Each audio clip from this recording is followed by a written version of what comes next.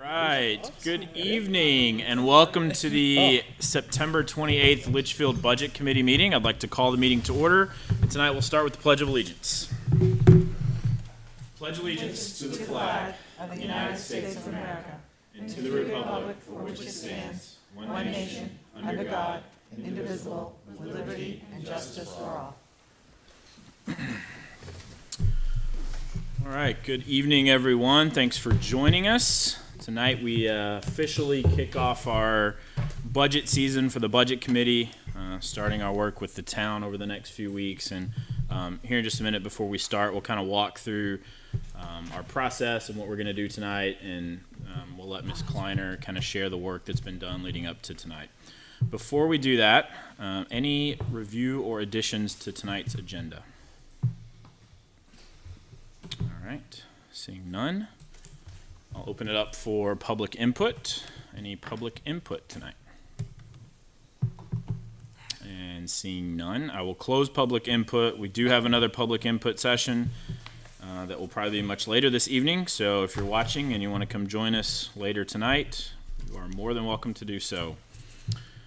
Next is correspondence. Quickly summarize the correspondence. Apologies for not sending this out to the group. We just put this together today. So since our last meeting, here's the correspondence. On August 26th, Recording Secretary Matthew Sullivan shared the August 24th meeting minutes.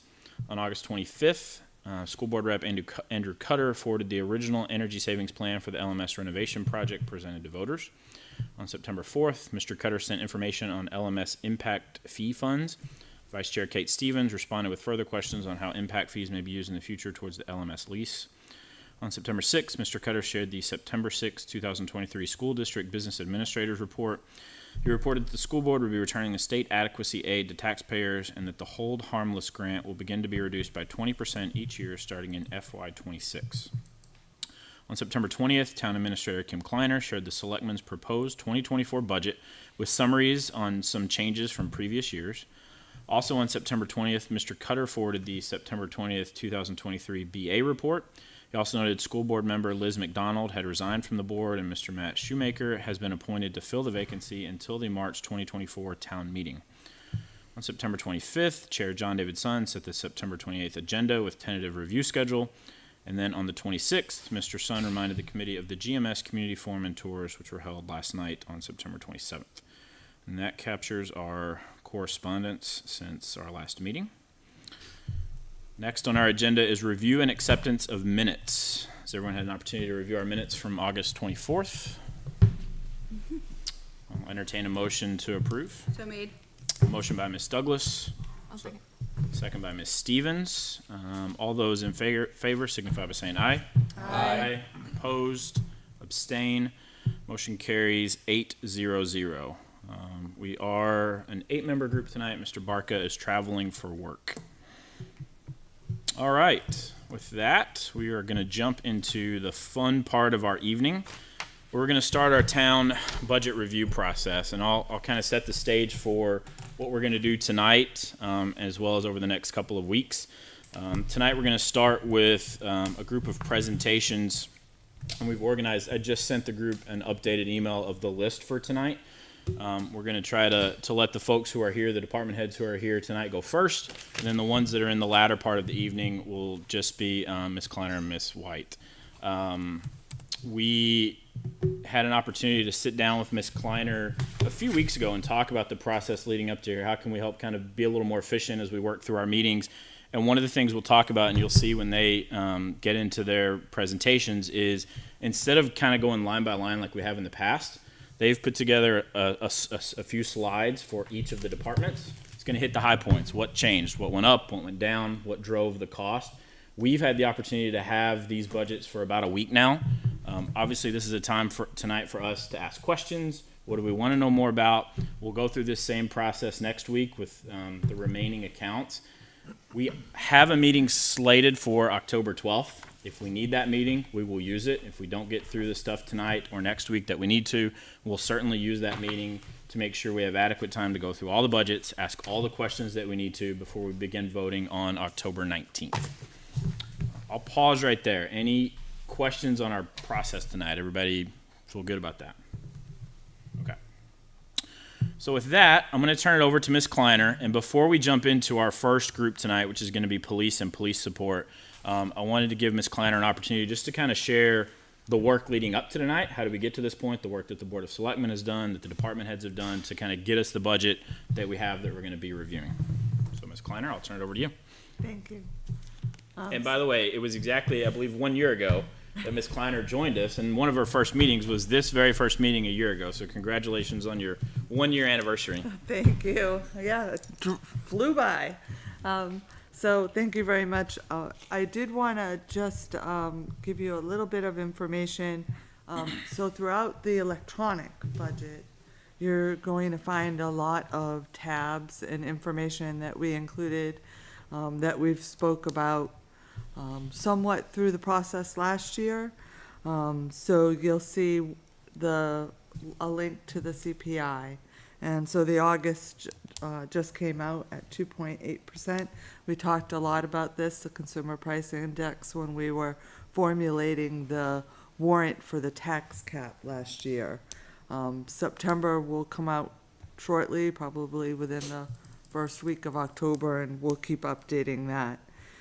Also, there is one that the town managers are using a lot more frequently, and we're meeting and we're discussing town budgets across the state. That's the municipal cost index, which is lower than the consumer price index. That's at 1.23 nationally for August, down from 6.27% in January. And that one is a more relative to the costs that you would see for a municipality. The cost of safety services, union contracts, a little bit more relevant than the consumer price index. And all this information is on the tax impact tab of the spreadsheet.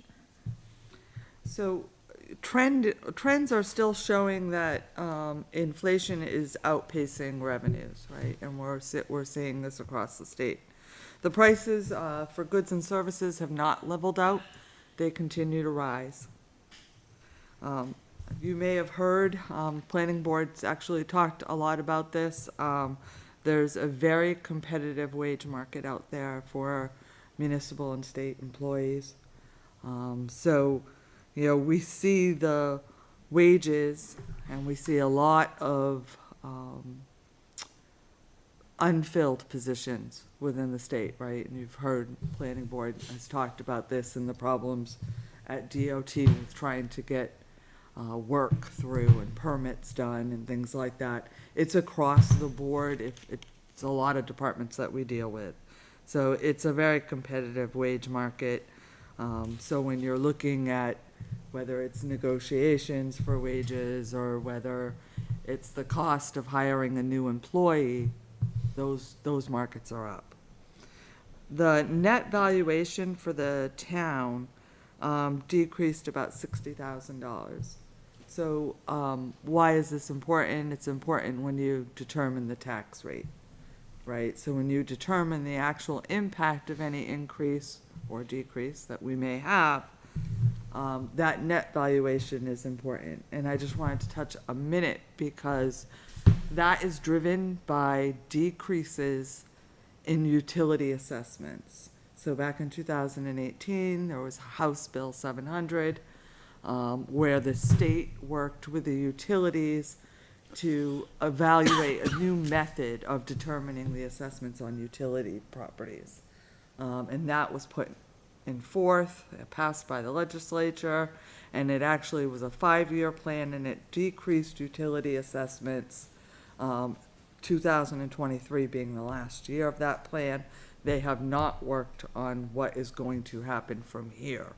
So that's something we'll be looking for in the 2024 in front of the legislature. Normally, it hasn't really impacted Litchfield up to this point because of all the work that was done to our utilities. So that added back some valuation. And we had increases in our residential mostly residential, not so much commercial, valuations that offset those decreases.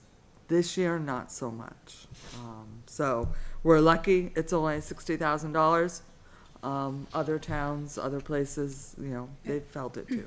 No, but where that hurts though is when you set the tax rate, right, based on a valuation that we expected to go up quite a bit, and it didn't go up. So that means that people who are expecting a lower tax increase got a much higher tax increase. Right, it's spread. So we're fortunate, but it still hurts. It does, because it hits the residential taxpayers more than it would have. Yep. Yep, absolutely. So, whoops. We started the process back in May, the department heads and Karen and I, and we proposed a budget to the Board of Selectmen that was about 8.3. Sure, that was a fun meeting. $628,000 and change over the tax cap. Over the approved budget. Over the approved budget, 331, sorry, over the tax cap. And I'm still here, surprisingly. The largest increases being safety services. The police budget included some contractual increases, higher projected overtime due to limited staffing, and an addition of 3 vehicles for $198,000. The budget contained, and was the instruction to all department heads, the minimum cost to provide the same services. And there was a lot of work done since then. So I think you've seen the memos. I tried every time there was action taken on the budget from when it was introduced to the selectmen to now to kind of write a memo that would capture those changes so that we could go back and look at the train. The animal control position was eliminated and moved to police staffing. There was an increase in the town meeting from 1 election to 4, because we have 4 coming up.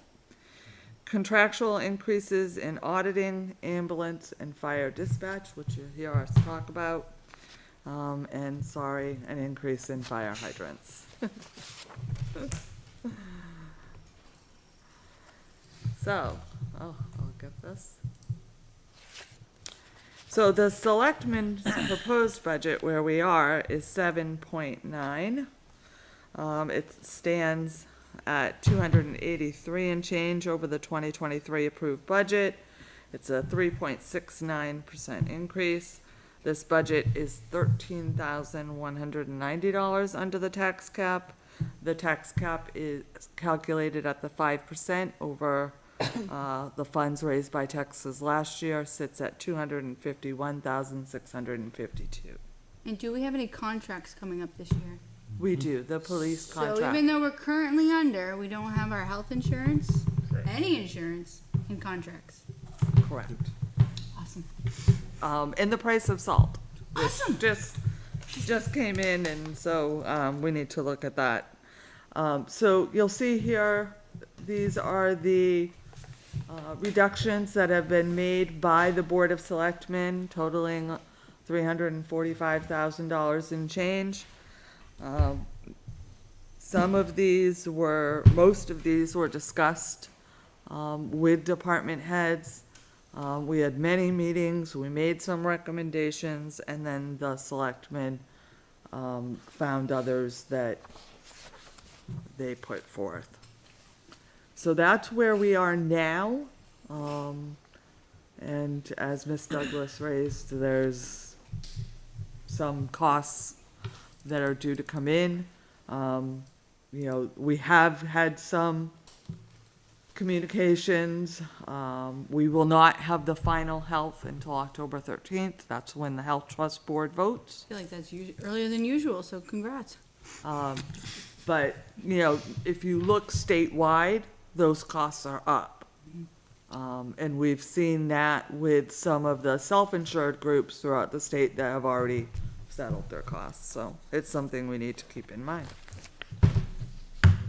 And I will, Just a quick question on the fire station bond payment. So 35,000 was authorized from impact fees to offset the cost for next year. What about 2025?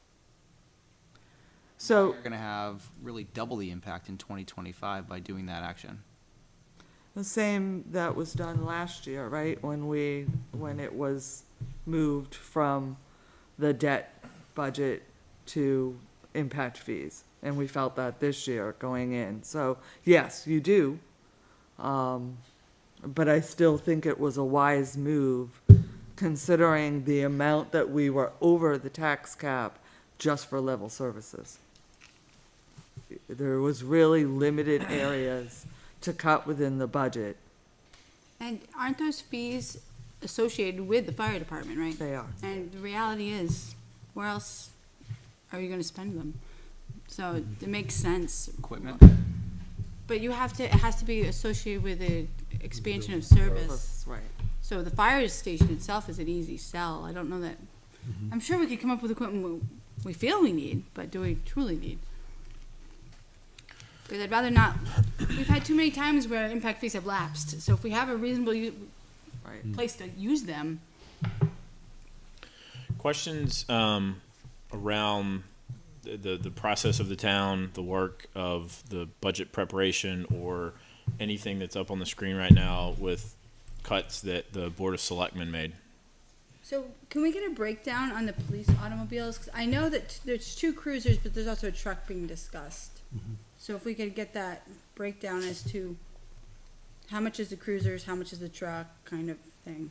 Absolutely. Because cruisers used to be on that 212 replacement cycle, which I strongly believe should be in the operating budget anyway. But the truck is an expansion of services. So that, to me, perhaps some of it should be operating budget, some of it should be impact fees. I'm not or not impact fees, but warrant article. I think it's unfortunate that we couldn't get it into the operating budget since we made the pitch to increase the tax cap in order to be able to afford this. So we've increased this tax cap and we still can't. But that 198 is just police. It's not the. There's 3 vehicles. 2 are 3 cruisers. vehicles. One's an added vehicle. Got it. And the selectmen were quite clear about wanting to fund from fund balance to the extent possible. I know that's their Obviously, we preference. won't know that until, you Mhm. know, the end of November, December, to see where that is and whether we can stay above the 8% that is by Right. policy. But I just Oh. like, as a practical matter, though, we know that's an ongoing expense. It's an operating cost. So for me, putting it as a warrant article is that I understand the position you're in, but it's kind of it's a backdoor way to circumvent the tax cap, because we know it's needed. If we give the taxpayers the authorization, I understand. Like I said, I know where the town finds itself. I don't, as a philosophy, don't like that. Well, I could see the truck, but I have a problem with the 2 cruisers And the- warrant article items. the reality is, as it stands right now, the budget committee wouldn't be able to support that I was one. gonna say, look at the bright side, we don't have to cut $200,000 out of the budget. But I understand that, but I think it should be in the budget, and I think we should be within the tax cap. That's fine, put it in, and we'll just cut another Well, $200,000. I think it's premature to have that. I think you wait No. to see where you land and then make those decisions. So, but I'm just saying, as a philosophy, it troubles me that we're doing this. So I wish we'd had the conversation of how we could have gotten it into the budget before we saw the budget. So, Well, we could certainly add it back down the road if so inclined. Other comments, questions I just on have a this part? question as far as the impact fees for the debt for the fire, how that's used. How the impact fees can be used, So the impact fees were generated for expansion of services.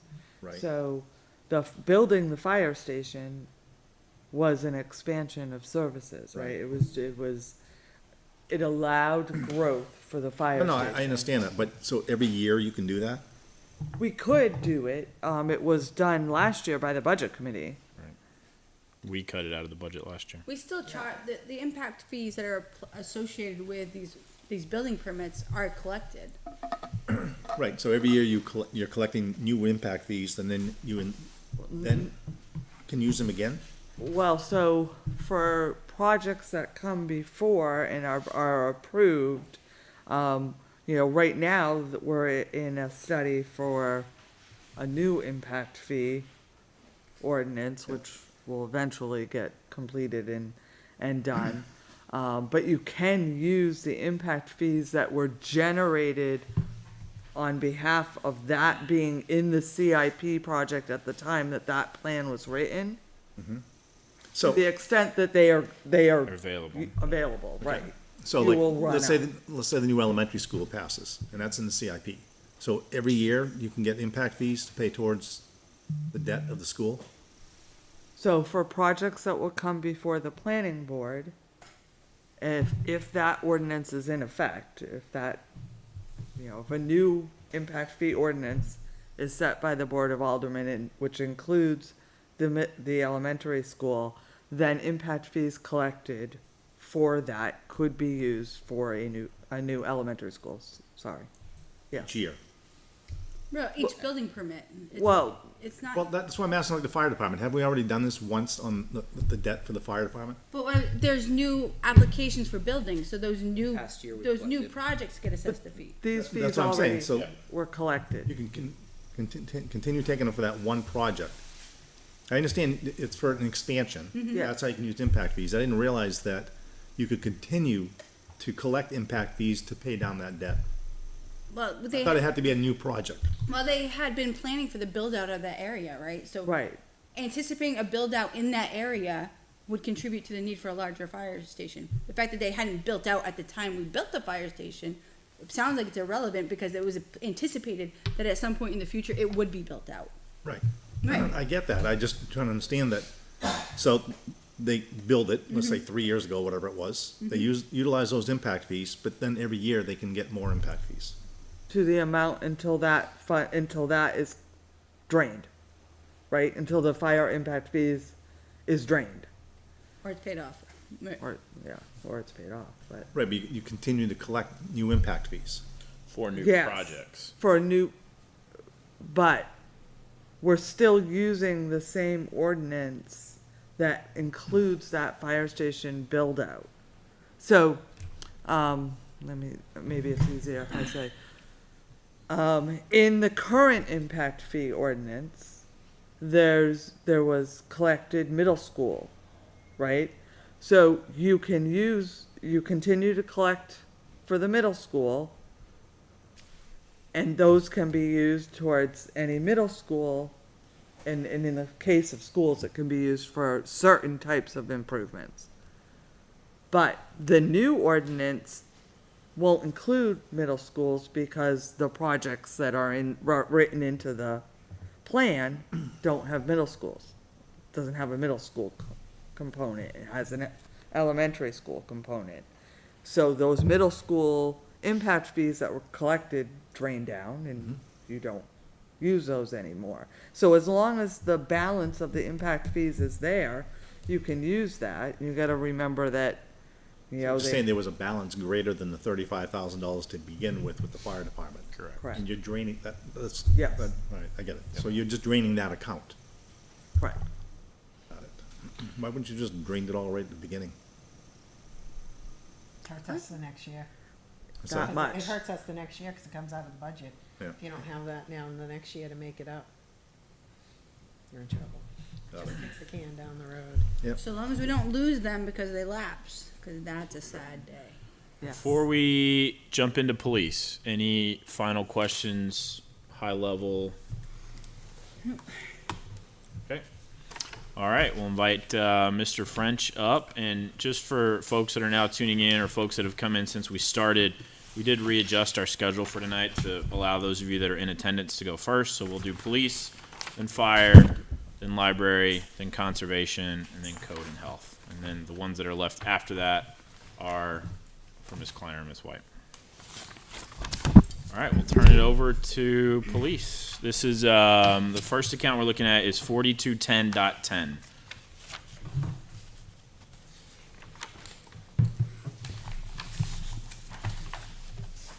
All set, Mr. Chair? Yes, sir. Great, thank you.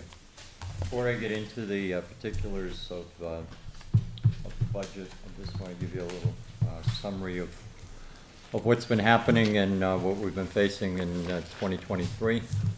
So a number of personnel changes in the department have impacted morale, scheduling, coverage, and our ability to be more proactive in the community. The members have been working a lot of overtime. They're dedicated, they're loyal, they're doing an excellent job. Our 2024 budget proposal is designed to continue allocated staffing, be responsive to community needs, and to stay up to date with equipment and training to protect our employees, the citizens, while at the same time reducing liability and risks whenever possible.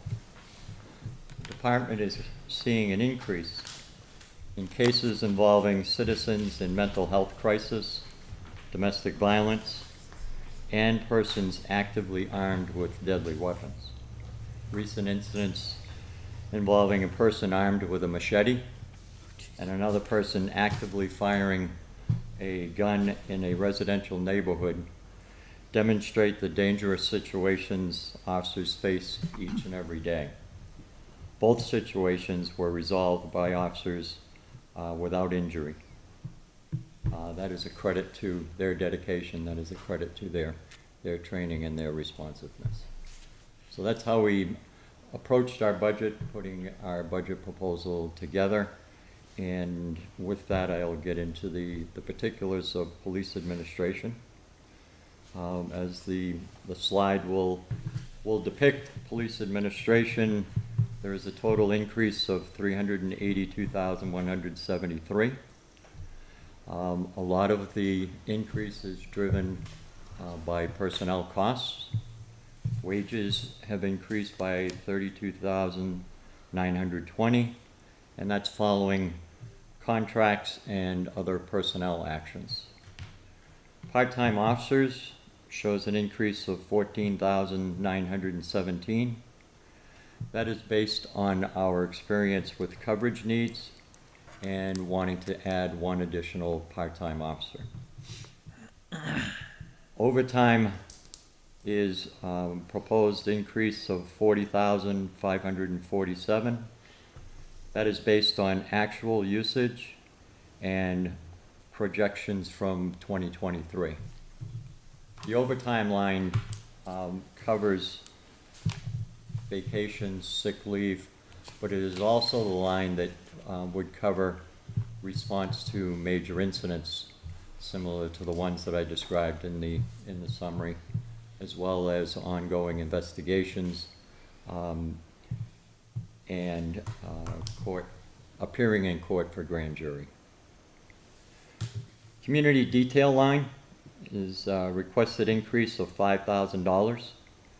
2024 will have 2 additional elections, and there are additional parades being proposed by community members and coverage for school events. And just to be clear, community detail line does not involve details out road work.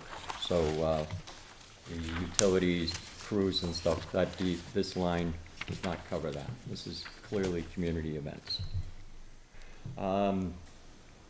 Software support is an increase of $2,531, and that's for an addition of a maintenance agreement for the live scan automated fingerprint system that we now have. Vehicle repairs and maintenance, increase of $2,500. That is to address an aging fleet and based on current repairs and service and purchase of tires. Uniforms and accessories reflects an increase of $5,892. That is to address the new hires, the equipment needed to outfit, as well as continuing our schedule of replacement protective vests. PD equipment purchase is being reduced by $4,431. since the replacement radars that were previously identified were purchased this year. PD cruiser purchase is an increase of $198,000. It is proposed to replace 3 vehicles. As you know, we did not replace any vehicles last year. We're clearly off our schedule.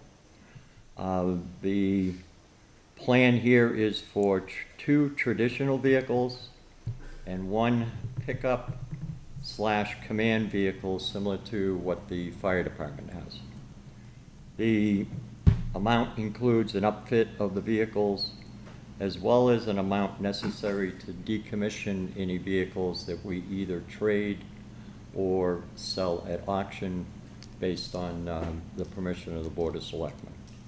That amount had not been previously included in numbers for replacement vehicles. All 3 of these are replacements. We are not adding to the fleet. We are just proposing to change usage of one of the patrol vehicles. The pickup command vehicle would be assigned to supervisors. They would have specialized equipment inside of it. It would also have some of the equipment necessary for animal control functions. And it would make us more effective in major incidents. That incident I described in the beginning with the active shooter in the neighborhood, we certainly could have used a command vehicle to be better prepared for that response. And then finally, seminars and conventions. We're recommending a reduction of $4,000, and that recommendation is based on being reflective of the past 2 years' usage. Those are the highlights of police administration. Thank you, Mr. French. And just a quick point. I know on the slide you're showing a total increase of $382,173. That was before Board of Selectmen action, correct? And so the current increase as it stands today is $141,339 after the actions by the Board of Selectmen, which essentially was the cruisers and the overtime. Questions for Mr. French on 4210.10? I have a few. How many total cruisers do you have in the fleet right now? 13. And how many active officers per shift that utilize those cruisers? For patrol would be 2 Okay. at a minimum. They work 24 hours, so 8 hours a day. Yep. And then you have 3 support vehicles, 1 for the chief, 1 for the captain, 1 for the detective. And that's not inclusive of the 13? That's in addition to the 13? No, that is in the 13. Okay. And then you have, currently have 2 detail cars. Cars that are very old, and they're used just for that road work. And when they are deployed in the road work, the vendor is required to pay a fee set by the Board of Selectmen per hour for those vehicles. And what's that fee? $15 an hour currently. And how often do those cruisers specifically for details, what's their refresh cycle? When are those coming up for refresh again? They're ready now. The plan would be to take those 2, either auction or trade, take older marked cars, patrol cars, bump those down to detail, and take the best brand new cars that we purchase and put those on the front line. Mr. Leary, is there a law says what the maximum price you can set for a detail hour? Is the Board of Selectmen, because it was my understanding it's set by the rate is set by the Board of Selectmen, correct? Is the Board of Selectmen hamstrung that they can only charge a maximum amount per hour, or is that completely up to them? No, Okay, not hamstrung. okay.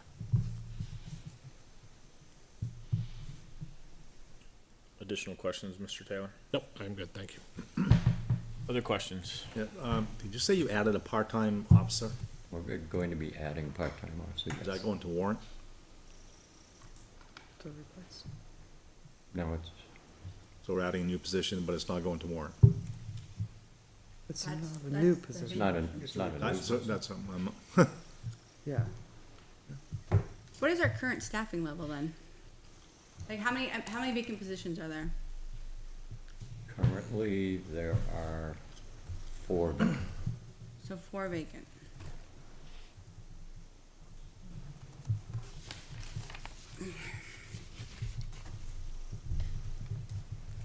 So is going to a part-time position coming out of one of those, or is it going to be a permanent part-time position? The part-time position is one that is a on-call type. It's not a regular schedule. So if you have a vacancy and that person is available to cover it. Kinda like a substitute? Kind of, yeah. So it'd be a permanent position then? Your expectation is that if you were to have filled if by some miracle we received enough qualified candidates to fill the 4 vacant positions, you would still keep that part-time position? Yes. Mr. Leary? Why is this not on the warrant article? That's a good question. I didn't realize it was a new position. This is the first I'm hearing of it. This was Let me just double check one. last year? Okay. Yeah, 1 second. No, that's fine, I just, Yeah. wait, Quick names, blah, blah. what I would, I take the question, I don't expect an answer today, so please, just feel free, take the notes, due diligence, and come back, but that would be, it's a valid question, like if we're literally adding a position, then we need to make sure we have the appropriate conversations that lead up to that. Correct. I'd say any questions we're not able to get answered tonight, we can certainly follow up after Yeah. tonight's meeting. Please don't We feel will. like, I didn't see Correct. that. Yep. Other questions for 4210.10? yeah. okay, go ahead. Go ahead, Brent. Well, we're offering the police chief an increase. We don't have a police chief. And it's not contractual, right? So the amount that was budgeted for the police chief is the amount that the former police chief would have received would he still have been here. Yeah. We are currently in a process, with MRI. We expect, that something will come forward shortly. The board will, finalize that process. It is I'll be honest, you'll be very lucky to get a police chief for that amount. Based on the current salary trends within the municipal market, as I stated at the beginning, I think that is very low for a police chief. But ultimately, there's nothing contractually obligating you to It set a certain compensation. It is strictly based on market forces. It is, and the Board of Selectmen will negotiate with the candidate when he or she is being hired. But I certainly didn't want to box them in on something that I would consider low to begin with for the current market.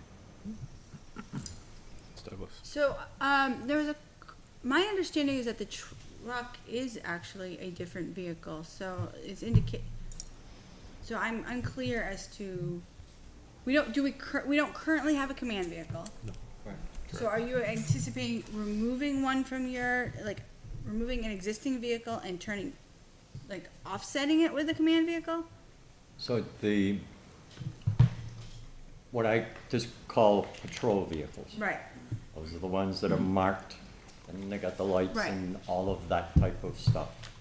The 3 that are being proposed here are all designated for patrol. so So- currently we use I would want to say well-worn, the most loved, most experienced vehicles for that position, and now we're proposing to put like a brand-new vehicle into that rotation for patrol, for those. Because usually, we want our frontline vehicles to be, good for our officers, and responsible, and that they can meet their needs. Like we said, we traditionally bump them down to the patrol, so now we're putting a much different vehicle into that slot than we normally carry, is what we're saying. You're putting a different style vehicle into the patrol function to be used by supervisors who are currently using regular patrol vehicles. Okay. So supervisors, sergeants would be using this, call it a specialty vehicle, or a different design vehicle. The sergeants would be using that as a patrol vehicle, and a response vehicle to make them more efficient in critical incidents and things of that nature. So it's a patrol vehicle, it's just different. No, so we have we've traditionally had the 212 for those. We have the two that get bumped down. So are we increasing the overall size of our fleet by one vehicle? No. So are we getting rid of a Same, same. vehicle for one of our, that they currently use?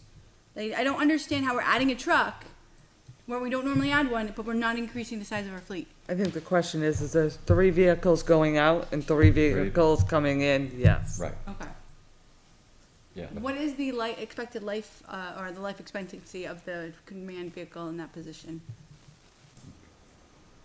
When you're at full staffing and sergeants are functioning as true supervisors, I envision that you should get much more, a longer life than a traditional patrol vehicle, so probably in the 7-year range. Would be, there's benefit to having limited drivers. And there is a benefit to the type of patrol that supervisors would be doing when we are at full staff versus traditional patrol, which is what they're doing now with traditional patrol vehicles.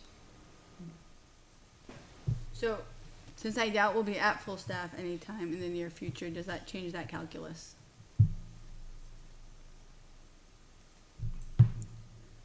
I would love for us to be at full staff, but Yeah. the simple reality is unless With the something vehicle- with the- significantly changes, we're not going to be at full staff. With the vehicles, no, because the fleet as it is right now is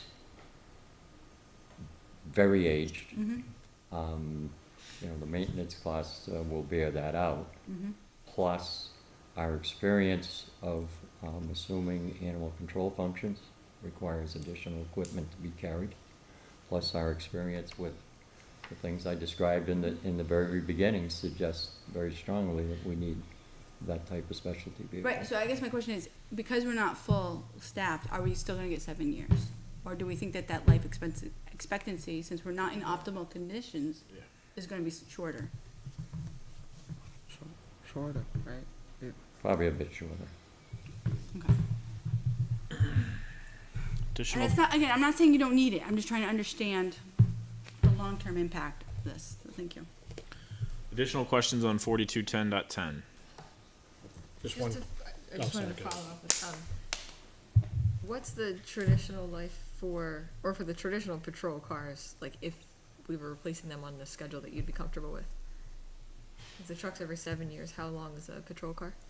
I think the patrol cars, depending on, if you get a lemon, then that's something else, but, we generally go with 100,000, 80 to 100,000 miles.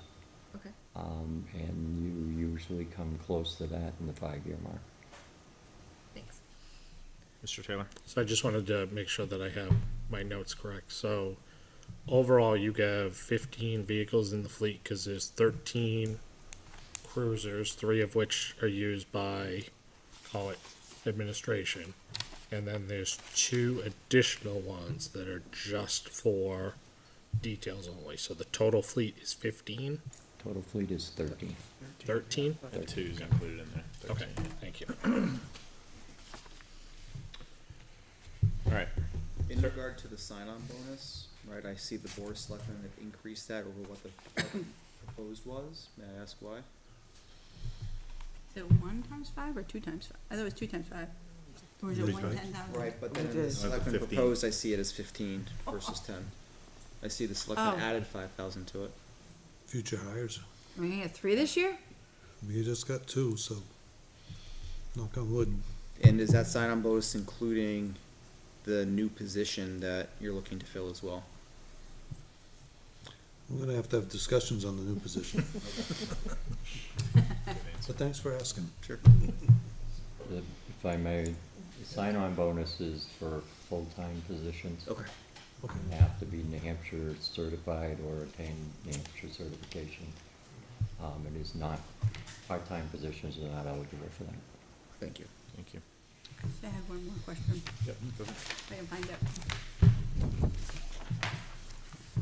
So one of the positions that's carried, is that still associated with the officer who's been carried for a while but had other obligations?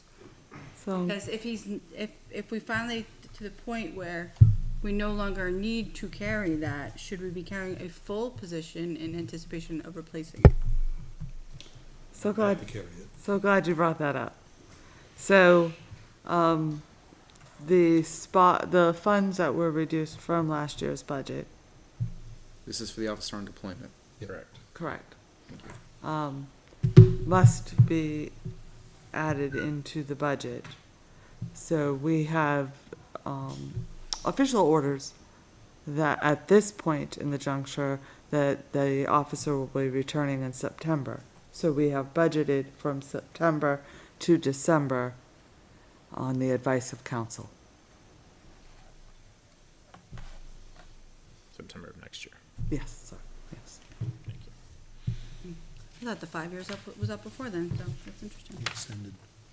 No, but there's a law, federal. Yes, says that. ERISA, yes. All right. Any last call, 4210.10. I just had a question on the community detail. Do events or people that are holding the events, are they charged for that detail? Or is that coming straight from the fund, the general fund? Depends on the, event. Anything that is sponsored by the community comes out of this line, and they're not charged. Do you want to add anything to that, Mr. Lee? Yeah, just other things like Spooky World and things like that, they pay privately for their detailed work. Okay. Utilities, things like that, when you see them working on the road. So it's things like, the fishing derby? That's a town event, Spirit That of would Litchfield, be things like community that. it's detail? community, yeah, Those sort of things? Okay, rec thank you. department, yeah, 4 elections next year. yeah. Yes. All right, if you do have additional questions on 4210.10, we can take those via email, and we'll send those over to Mr. French. We'll move to 4210.50, police support. So police support covers the 2 dispatchers and the communications function, and there is an additional function, if you will, added here. So the total increase is $15,307. Salary line has increased $1,373, and that is adjustments based on contractual obligations. Overtime line has increased by $1,020, and that is based on usage and adjustments to the salary line. As you adjust your hourly wage, you have to make the adjustment in the overtime line. We added a new item, and it is called PD veterinary expense. Since the animal control officer has retired, the police have assumed all of those functions. And previously, any vet bills that were incurred by the town because we couldn't find an owner or something of that nature had not previously been budgeted. So we added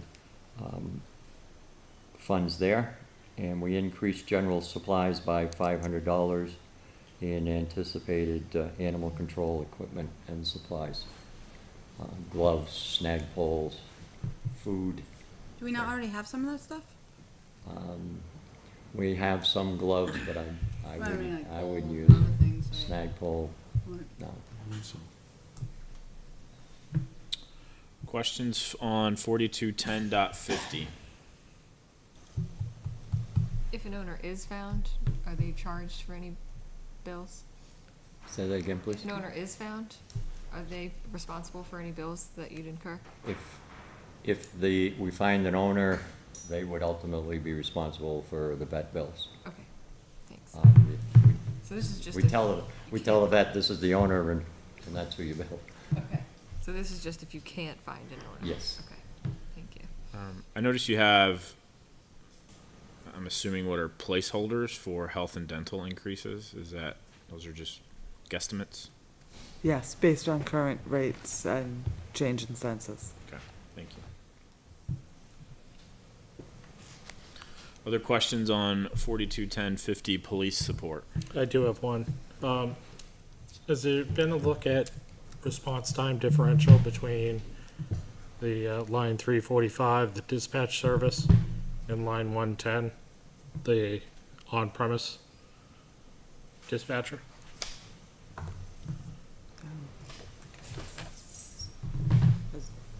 So the Hillsborough, is there a Like, change in the response? No, yeah, how much of a delta is there in response time between if somebody was to call Borough? overnight or weekend versus somebody here at the department? And if you don't have that Yeah. tonight, Great we can question. take That's that as fine. a follow-up. Yeah, absolutely. I understand. Any additional questions? 4210.50. All right. Thank you, Mr. French. Thank you for your Certainly, if time. we have any other police questions, we'll pull those together and send them your way. Great. Thank you very much. All right, thank you, sir. Thank you. All right, moving on to our fire friends.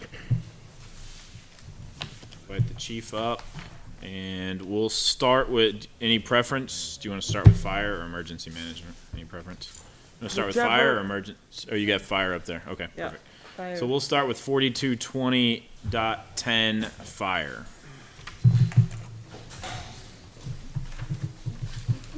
Gavin and I will. Yes. Let's no, get- this one.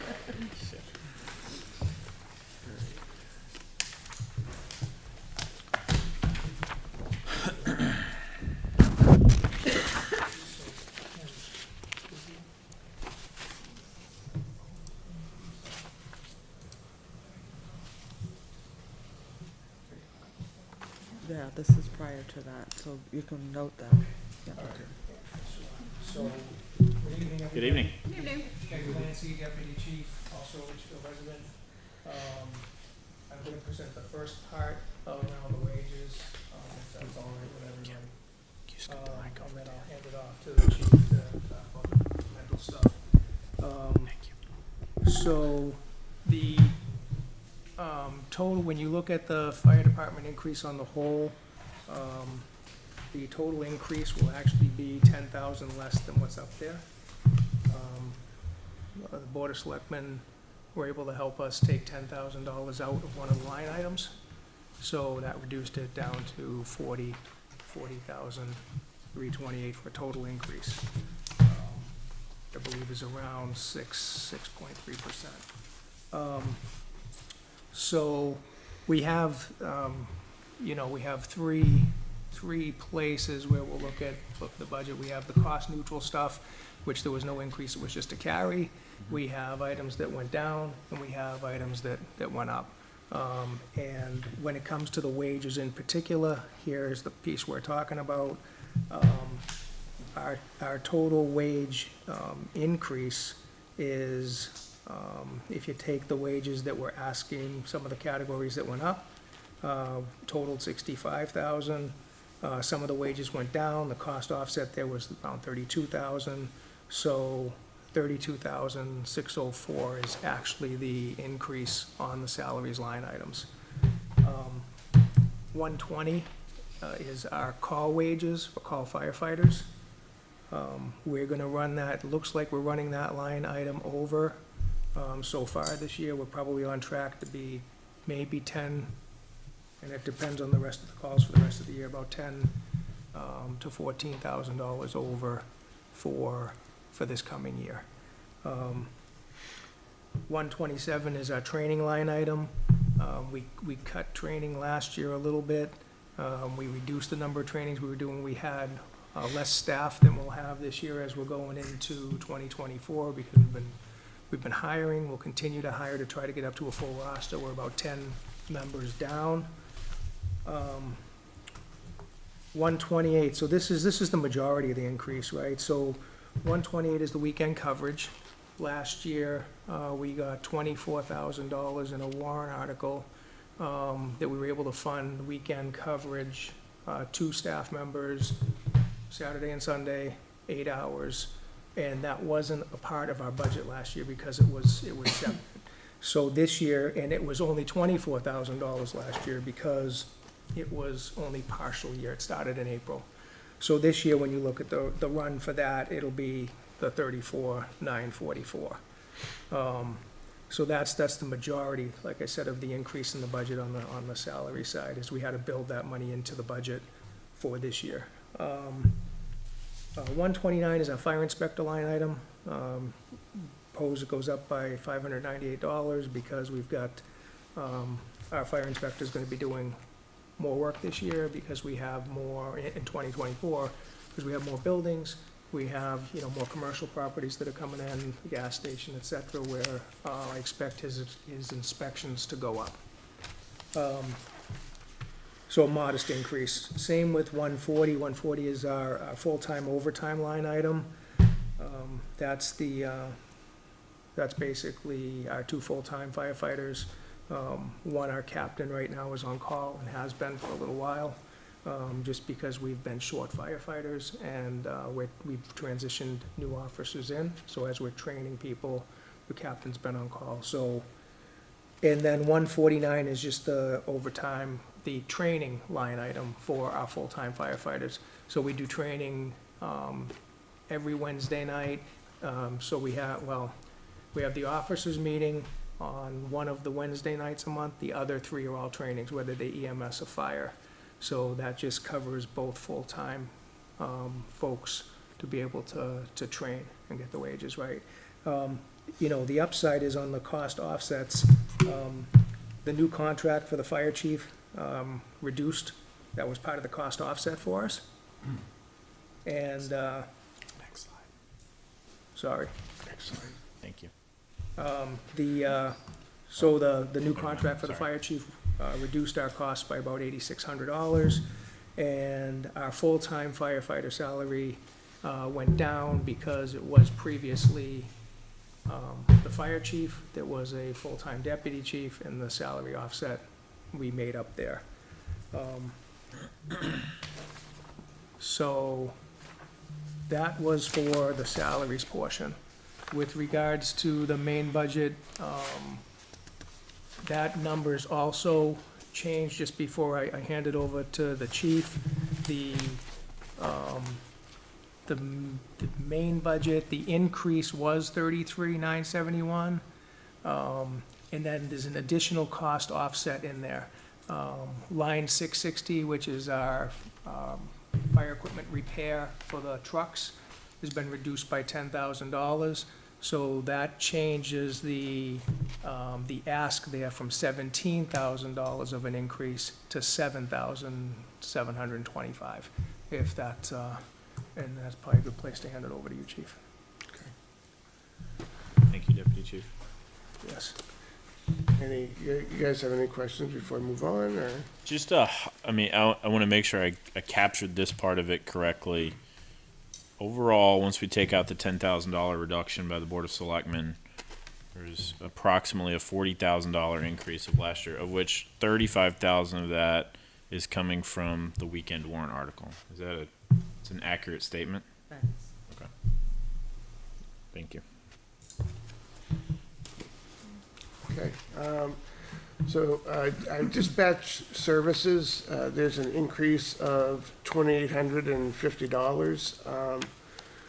We we've been very fortunate for the last 10 years that our contractual agreement with the town of Hudson has seen no increase at all. This year, they decided because of their cost increase on their side, that they could no longer absorb that. So we have been negotiating with them for a couple of months now on both the dispatch contract and also on the ambulance side. So that accounts for the $28.50 increase in dispatch services for this coming year. Employment screenings is up by $1,650. We were down quite a lot of positions. We hired just this year alone 9 new members. They have to go through an employment screening in order to be able to take classes at the New Hampshire Fire Academy. It's not a regular physical, it's a firefighter's physical, it's very in-depth. And that allows so that for a 3-year period, you can take classes at the fire academy. If we don't do these screenings, then guys can't go and take Fire 1, Fire 2, or any other curriculum with the New Hampshire Fire Academy. Right now, we still have about 10 open positions. When we're at full strength, we're between usually around 34 to 40 personnel. Right now, we currently have 24. Out of the 24, 12 of our members are full-time on other fire departments. And just like as Ms. Kleiner had spoken to before, across the board, everybody doesn't have enough help. And so our guys are getting mandated to work overtime shifts in their other jobs, so they're not available to us. So as much as they're members on the department, and hopefully if we have a fire, they show up, a lot of times we can't count on them because they may be forced to work overtime shifts. We also have been we have per diem shifts, and per diem shifts are to cover for full-time vacations, for sick, if we need to add somebody for snowstorm to put extra personnel on. Also for our weekend coverage, we've been having a hard time, even though it was approved last year to do the weekend coverage, we've been covering the shifts, but we've been having a hard time doing it because of these other 12 individuals that have been getting mandated. They sign up and then they're like, hey, I can't do it because I just got mandated. So what we've done is we've hired 5 other per diem people that there's special call, so to speak, that if we go through our regular guys and they're not available, we reach out to them in order to cover all these shifts. There's no cost, there's no benefits for them doing it, they just get an hourly salary. And it's been working out now where we're getting better at being able to cover everything without feeling the stress of it. Heating's up by $21, that's a little self-explanatory. Station repairs and maintenance is up by $3,050. That increase is, as you know, this past year we've had 2 structure fires, and because our gear is contaminated, it's a hazardous material, believe it or not, so it has to be handled separately and brought to a special facility that, even though it's dirty water, to have it handled. And so we have a separate septic tank for that, and each time it gets pumped out, it's about $2,000 to do it. And we've already spent $5,000 this year, because you can only do probably, it's 70 gallons every load of fire gear that goes through the washer, and it only does 3 sets of gear. So pretty quickly, if you get a fire, it doesn't take long in order to have the tank pumped multiple times. So that's that increase. Postage is up by $150. Since COVID, we don't do postage stamps and that kind of thing. Our postage is for sending out items that have to be repaired. When things break, we have to go to UPS, go to FedEx, and ship stuff out. And this year we've had unfortunately, a few instances where we've had to do that. Fire department equipment repair is up by 2,000. This is a couple different things. We have a company that we contract to test our hose and our ladders every year so that they're NFPA compliant. They had an increase that we were unaware of that they dropped on us this year. So that was a $900 increase. Also, all the town's emergency generators, we have a company out of Auburn that comes and takes care of those. There's an increase for that of $100. And also our portable radio maintenance, last year, I believe $1,000 was cut out of our portable radio maintenance. And we've had a couple of radios that have broken down this past year, so that $1,000 is to replace it so that should something break one of our mobile or portable radios, we can have it repaired. Custodial maintenance and supplies is up by 500. We do our own cleaning and maintenance at the station, and just the price of everything has gone up. So what we were able to buy before, we need extra money in order to be able to fund it for this year.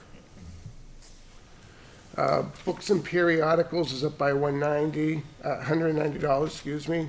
That's the NFPA fire code, just a minor cost increase in the price of the fire code subscription.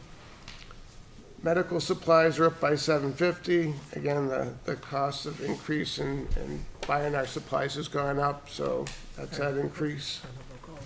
And also, yeah, thank you, and also the number of calls. Right now, for this year, we're 68 calls above what we were at last year at the same time period. So most of our budget is based on, last year we did 726 calls. We're looking to do slightly over 800 calls this year. And we're expecting, because on average we go up at least 50 to 60 calls a year, that we're going to be doing about 850 calls next year.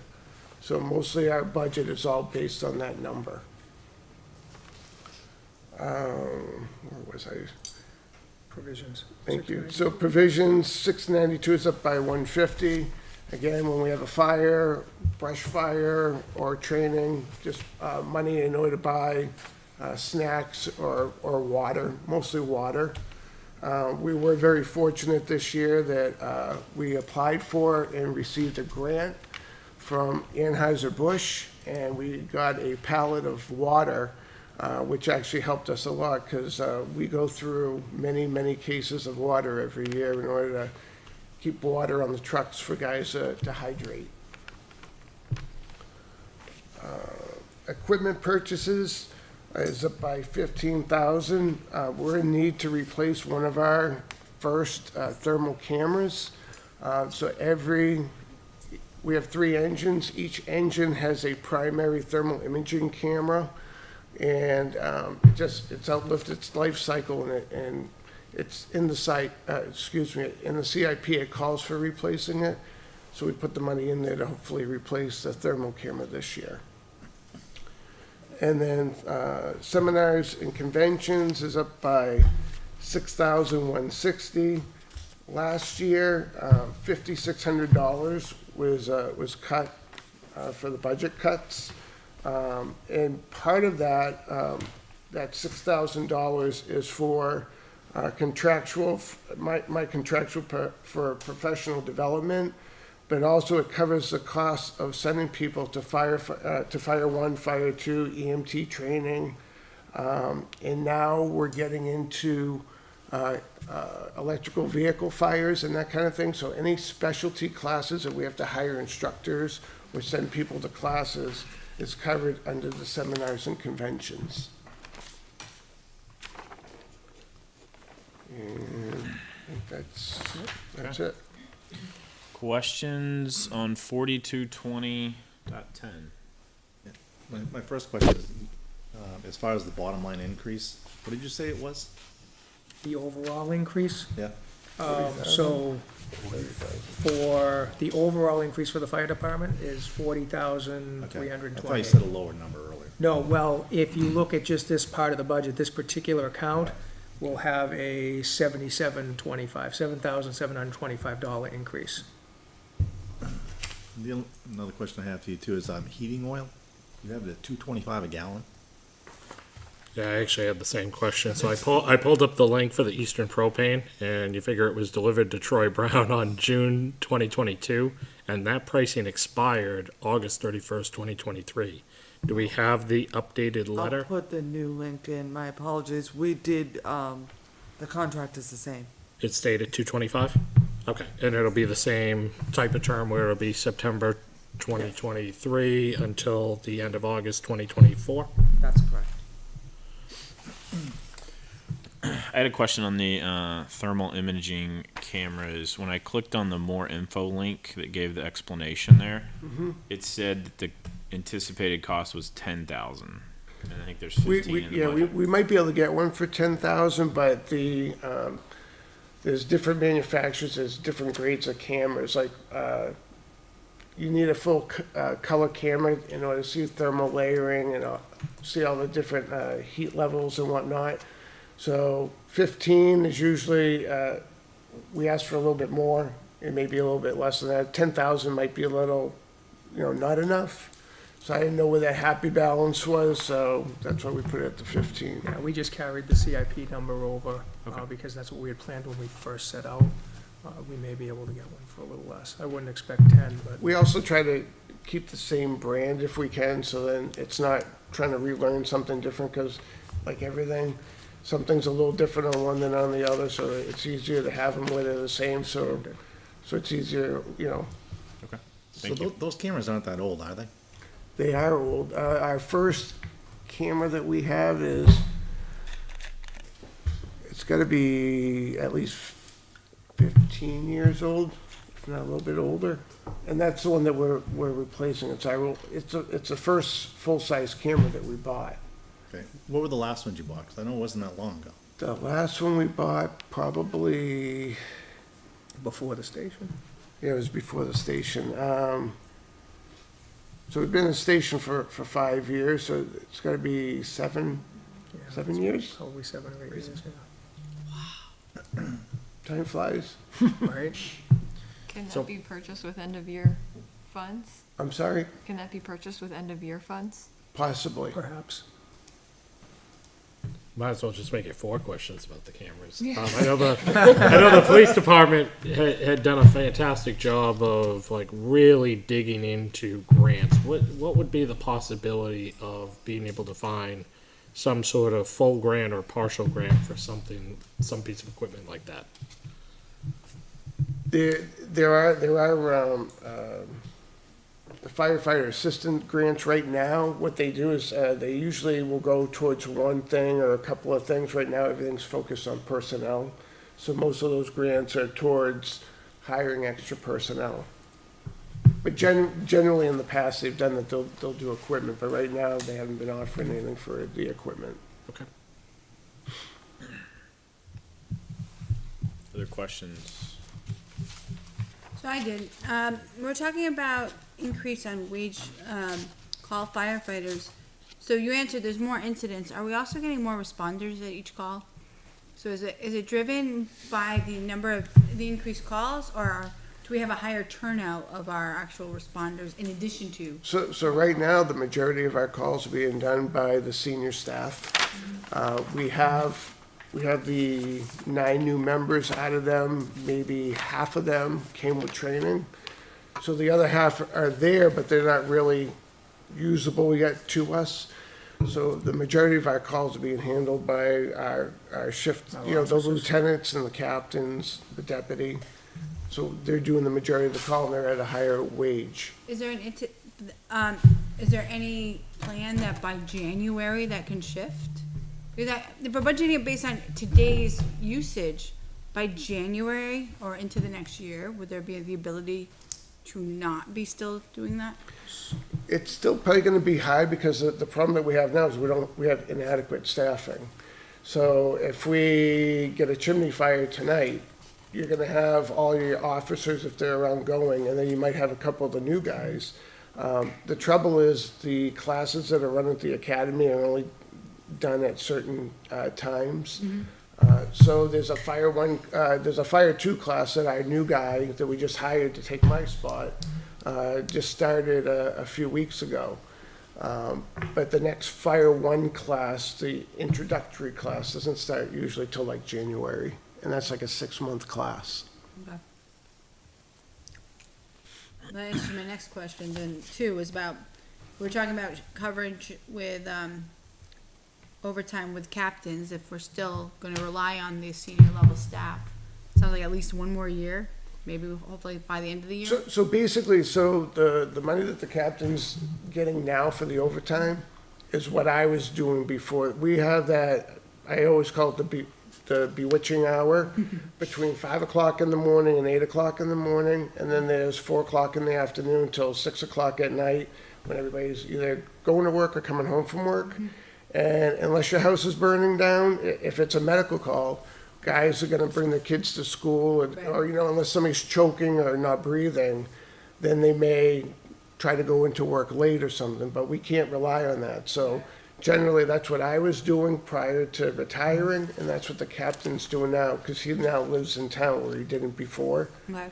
So we just kind of shifted things. So I don't see that changing because, like I said, almost everybody between 5 and 7 o'clock in the morning leave for their other jobs. Other questions this evening? Not yet. Not for yet from me anyway. Where, sorry, I missed it. Where did you say the emptying of the protection gear tank? So it's a regular, so it's under, what is it under? I think it's 6:30. It's 6:30, and I thought you said it was going. No, maybe it you're wasn't wrong. 6:30, it was 4:30. 4:30. 4:30. Oh, okay, that's what I did wrong. Then. It's the second explanation line down. And that's where it's going.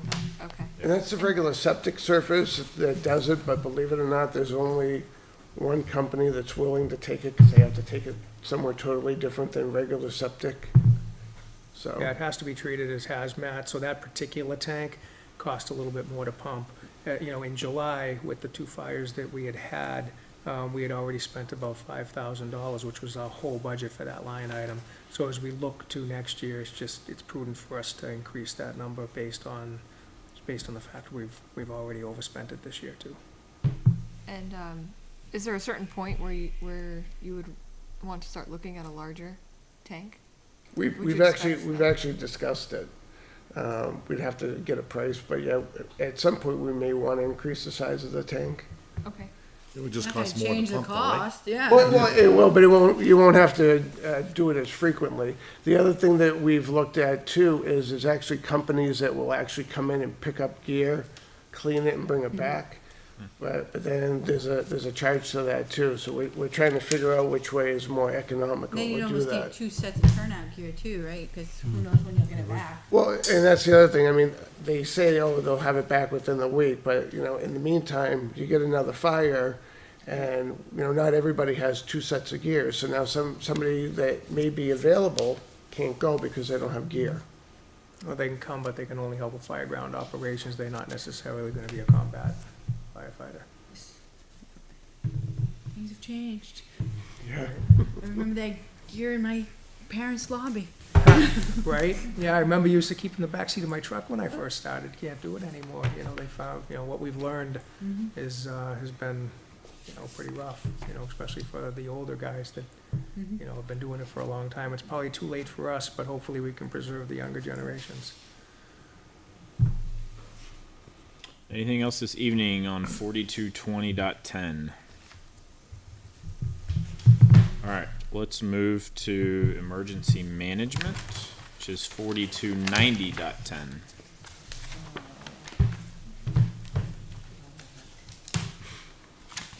There you go. All right, so, emergency management, there's a total increase of $9,400. The main difference is, the former chief that was here before took our hazmat district dues, and he moved it over into the fire budget when he decided he no longer wanted to be the emergency management director. It really belongs in emergency management because it's nothing that we use every day. This is for services. The last time we used it is when we had the Wilson Farms fire. We had to have the hazmat team come to contain any runoff from the fire at Wilson Farms. And we pay a very minimal charge, believe it or not, to the hazmat. They base it on how many times we call them, and we've hardly ever had to call them. So we actually have smaller dues, but they have everything from, they can give you a supervisor to help you, like, say we had a UPS truck or something that got in an accident and had hazardous cargo, that could help us come and evaluate that. All the way up to if we had a fire at Tim's Turf with all the chemicals, we could have a chemist come on site and do a full-blown activation of the hazmat team. So that's why we feel that it belongs in emergency management, because, like I said, it's not something we would use every day. It's the, you know, I don't even know what I want to call it, but that's why it's back into emergency More or management. less hazmat insurance. So it came out of fire then?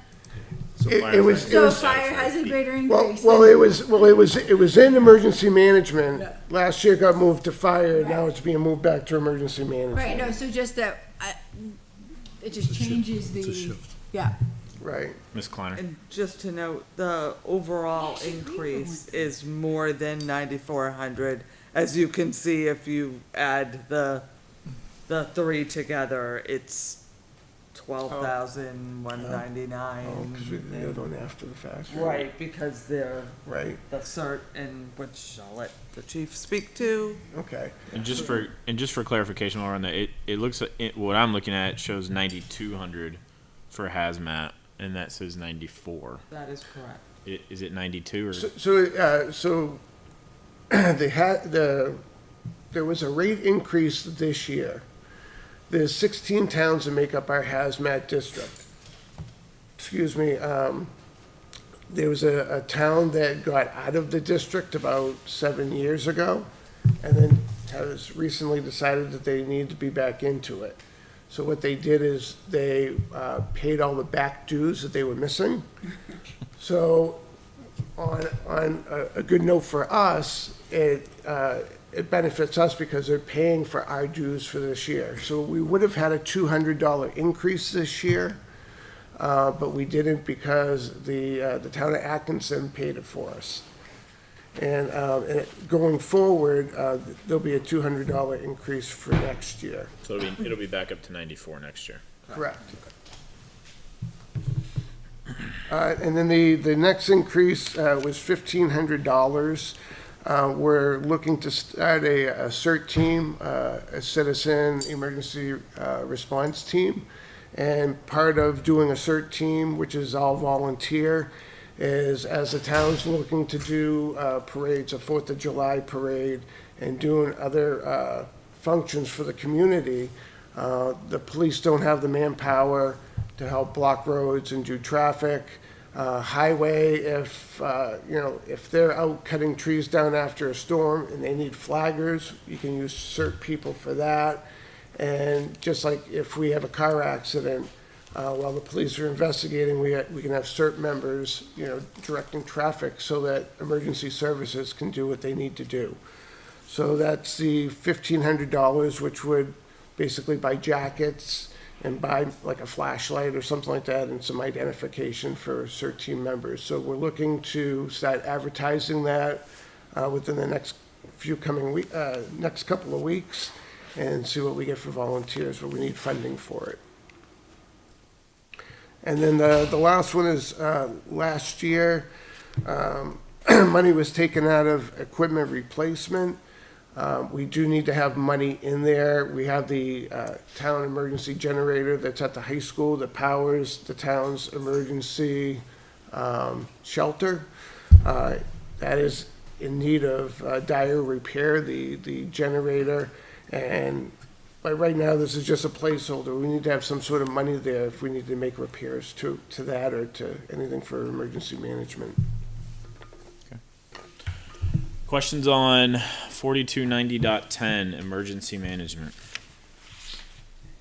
So if it's just a placeholder, but yet it's in need of dire repair, I'm in the middle of getting prices for getting it repaired, but just like anything else, it's like nobody's getting back to me in order to give me prices, so I don't have a good dollar value to put on that yet. thank you. But it could come back with a number, is what you're saying. If you were to have a number before final vote, you would anticipate adjusting it, I would assume. Yeah. right? Don't Whether it's up or anticipate it. down. We don't anticipate it to be lower. No, that's what I'm saying. No, no. It was looked at Not with the word earlier dire. this year by another party Kind of a killer. who told us that it needs help and Right.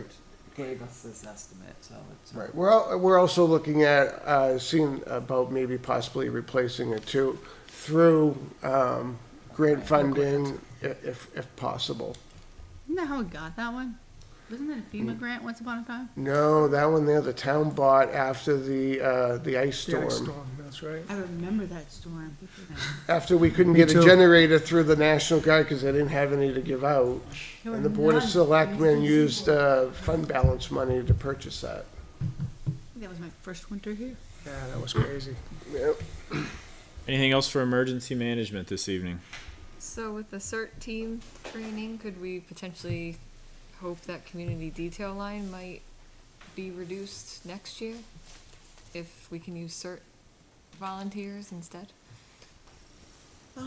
You could, so I think this is in response to, an Parades. increase in more community events, that traditionally, we haven't charged for, but there has been expense to the town.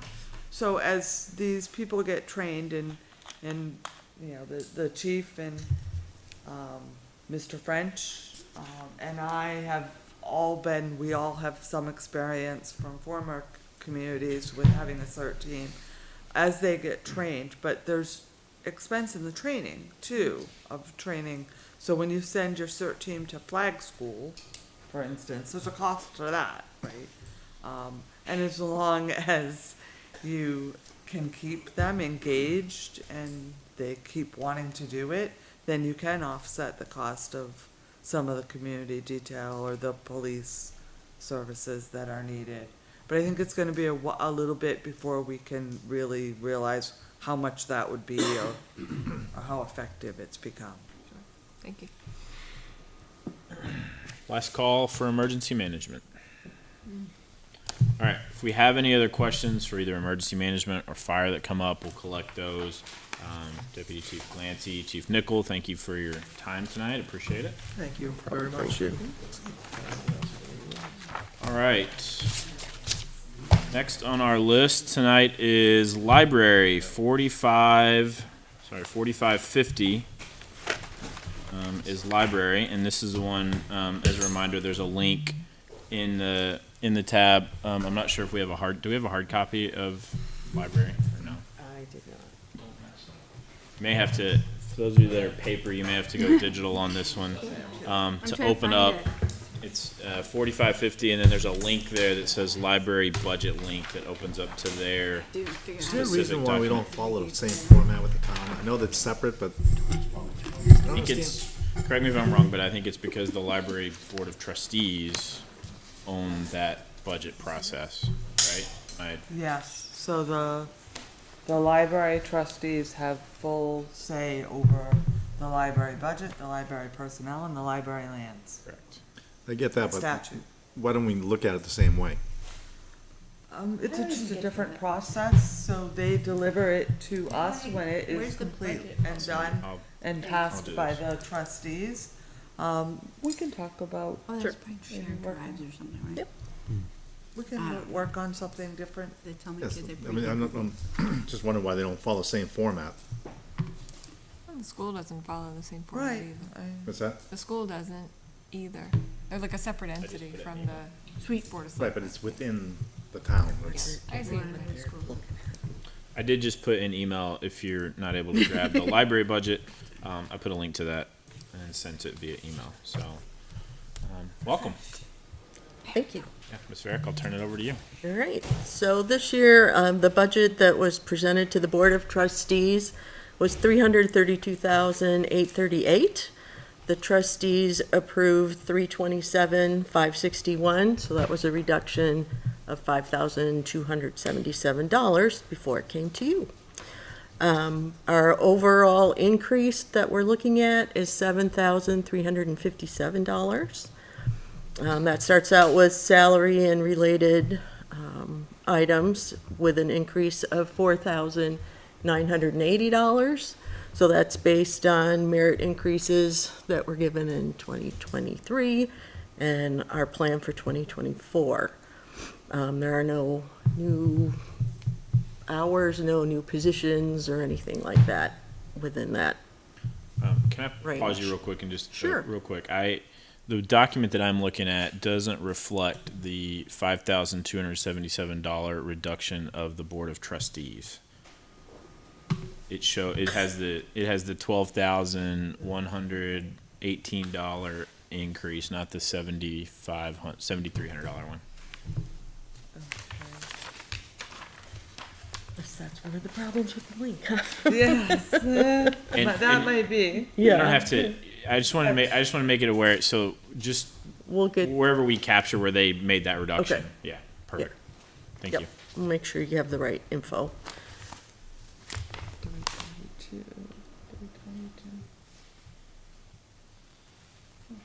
Oh, yeah, it didn't come over. Okay. Okay. Sorry, I didn't mean to interrupt. No, I that's wanted to make sure we were all looking it's at the good same to thing. know, yes. I'll update that. Let's see, under software, we have an increase of $451. That comes from adding a Quicken account for the trustee treasurer and for our newsletter platform, which used to be free, and so many of those things are just not free anymore. We looked at a number of other free offerings, but they didn't meet our needs. They were capped at pretty low numbers for emails. Heating oil, we have an increase of $170, and that's just based on our 5-year average usage of gallons. Our rate was also level, the one we get through the school contract, so we didn't have an increase in the dollar per gallon amount. Equipment maintenance contracts has an increase of $444. That includes our alarm monitoring through ADT Protection One, our copier costs through Conway, fire system through American Security, and then our HVAC through Jolt Electric. Trash services has an increase of $362. We use Republic for that. Community programs, we're looking for an increase of $375 for our summer reading challenge basics, just due to the growth that we keep seeing every year. Custodial supplies, we have an increase of $478, and that is based on current use. Some of what you've heard before, the cost of items have gone up and continue to go up, but also we have a more, I don't know if we want to say professional custodian now who does more than what we've had before. So windows are being cleaned, and he's just phenomenal, so don't try and steal him. But the library is being very well kept. Septic, we show a decrease of $325 because we get that cleaned in odd number years, pumped rather in odd number years. And books and media, there's an increase of $474, which can be attributed to New Hampshire downloadables, Mango Languages, and Heritage Quest, so those are all digital services. I'm guessing maybe that's one of the places where there was we're showing that as an increase of $2,474. Right, so what came out was, there was $2,000 in there for Hoopla. So that came out. There was $2,200, I believe, is the number, for a computer replacement. And there was $394 for custodial equipment, mainly a ladder so we can actually reach the light fixtures. Okay. I don't think there was another one. Oh, the other one was, we had started out with merit increase range of up to 4%, and that got lowered to 3%. So most of that was, we felt, well, not the wage part, but the other items, we could potentially get out of end-of-year balance because of staffing changes that we've had this year. So the computer, the ladder, that would come out of. Right. Okay. Questions for library, 4550.20.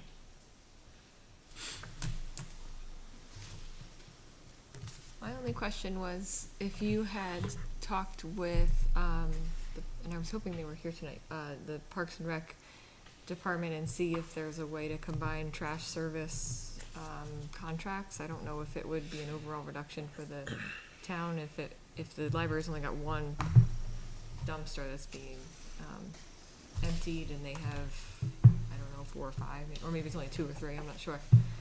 But it just might be an overall decrease between the two contracts.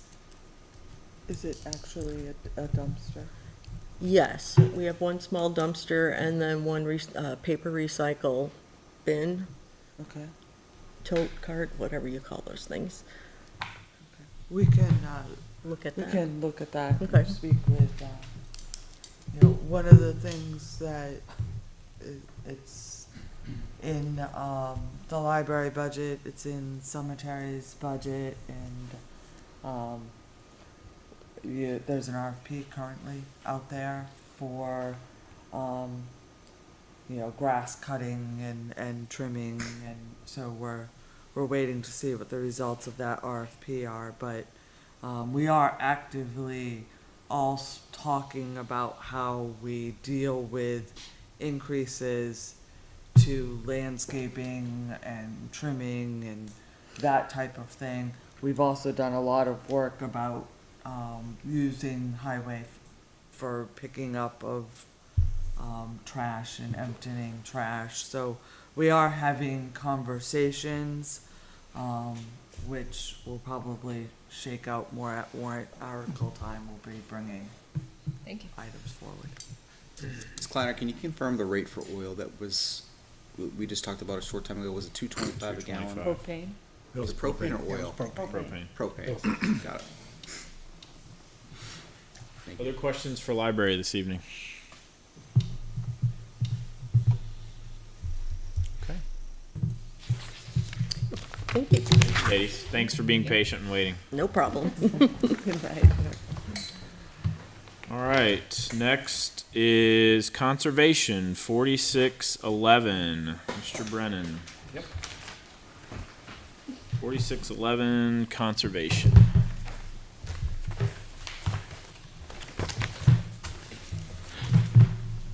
How you doing, sir? Good evening, how you doing? Good. So if you look up at the screen, we have a total budget proposed budget of 5620. That's an increase of 2799. The increase comes from those two bullets 2 and bullet 3 up there. We have added in $2,000 for a milfoil assessment at Dara Pond to determine the options for treating the milfoil and restoring the pond. And then we have $699 for property maintenance to purchase fuel and supplies and stuff like that. Questions for Mr. Brennan? I mean, that equals $26.99, but just, I mean. It was late. Oh, there's all but $50 two. for fishing derby, I see that. Look at the first bullet item. All but 2 line items Okay. are either level funded or close to level funded. Close to, Close got to. it. That's close So it to. was like That's a $50 disclaimer. here, $50 there. Fishing derby and, yeah. Questions for conservation this evening? So, milfoil. So a lot of that I understand is the birds flying over? Is that what's causing that? Milfoil's a weed. No, I know what it is, because my next question is, if we do this, how do we have buy-in from the people who live on said pond? Because fertilizing their yards, how they treat their yards, is going to affect the growth of said milfoil. So if we invest in cleaning up this pond, how do we know we're gonna keep it clean? Okay, so regarding the milfoil, we know there's a big milfoil problem at Dara Pond. It's choking the thing out. We have to make a decision. Do we let the pond go and turn into a swamp? Or do we try to restore the pond to something that might be productive? The Conservation Commission has met with the Recreation Commission. We have discussed this at length. We decided to move forward to try to restore the pond to what it was once long ago. There's a two-step process in that. Step number one is to do this $2,000 assessment to figure out what's going on. Step number two is to implement a treatment plan. That treatment plan will most likely consist of at least 3 treatments, 1 treatment a year for 3 years to treat 1/3 of the pond to hopefully eliminate the milfoil. There might be sustainment treatments. That's what one of the main purposes of the plan is to look for, to see how it would be sustained going forward. Because I believe this has come up in the past, I'm pretty confident, and it was the sustained, and it was not inexpensive, and it was, well, how do we, if we invest a substantial amount of money, 10 years ago, so it's gonna be more now, it's futile unless we have the buy-in of everybody who's impacted there. Like, 'cause if And you the town.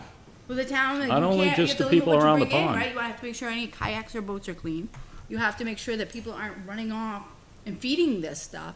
So how is it, I appreciate the passion that a lot of people have for this. It all starts with the plan, to figure out what's going on there. That's what this first step involves, figuring out where we're at, figuring out how it gets treated, figuring out what enhances the issue going on there. So Yeah. that's No, what I we're understand requesting. it's coming from, like I said, I've been here when we had this thing before, so I understand the need for a study. So I remember the old study, so I know where this is, I have an idea of where this is going. quick data point on this is that this did come up before a few years ago, and it didn't go anywhere because the Conservation Commission and the Recreation Commission, I wouldn't say we weren't on the same page, but we weren't communicating with each other. And so the Board of Selectmen came to both of us and said, hey, if you guys are gonna wanna move forward with cleaning up Dara Pond, you guys gotta be on the same page. We're now on the same page, and this is our first step forward. Before we go dropping $2,000 on a study, do we have a ballpark idea as to what Yep.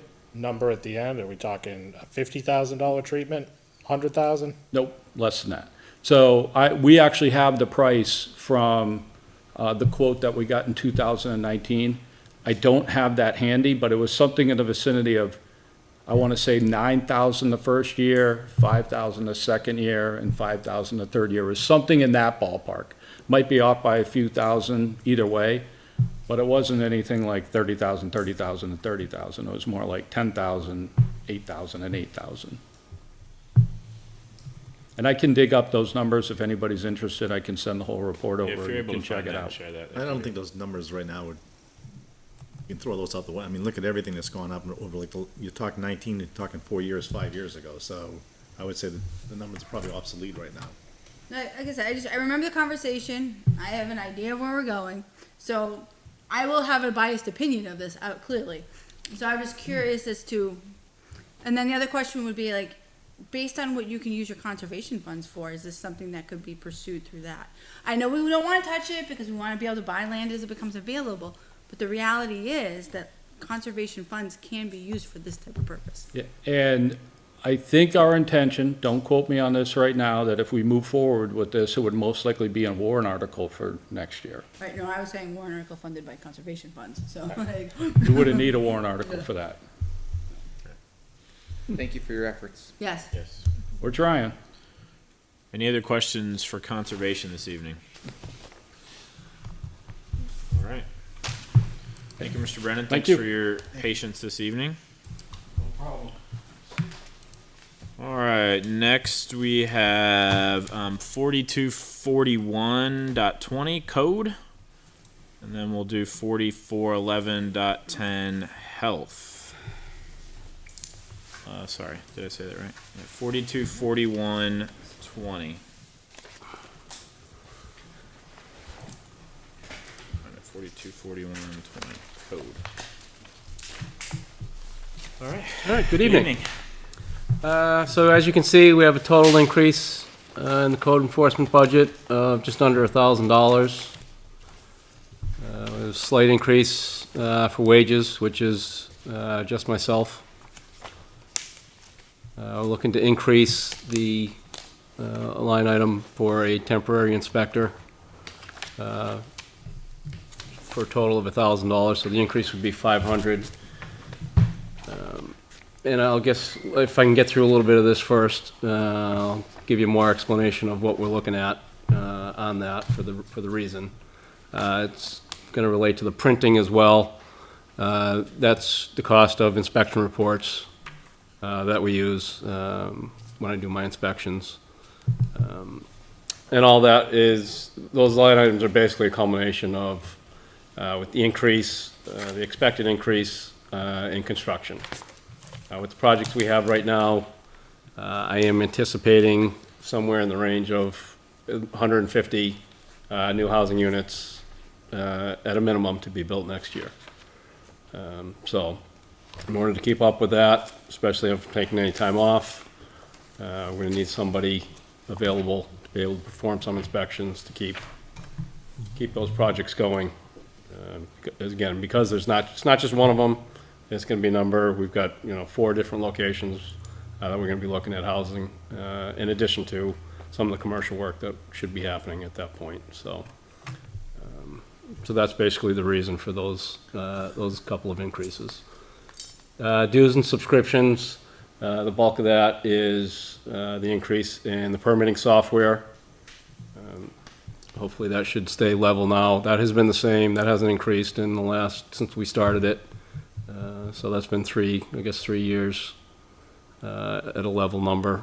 They've now increased that, and a slight increase in subscription costs for the International Code Council for me. And the seminars decrease, that is based on, I've got a number, I did get a number of certifications this year, so having majority of those in place now, I've been able to reduce that.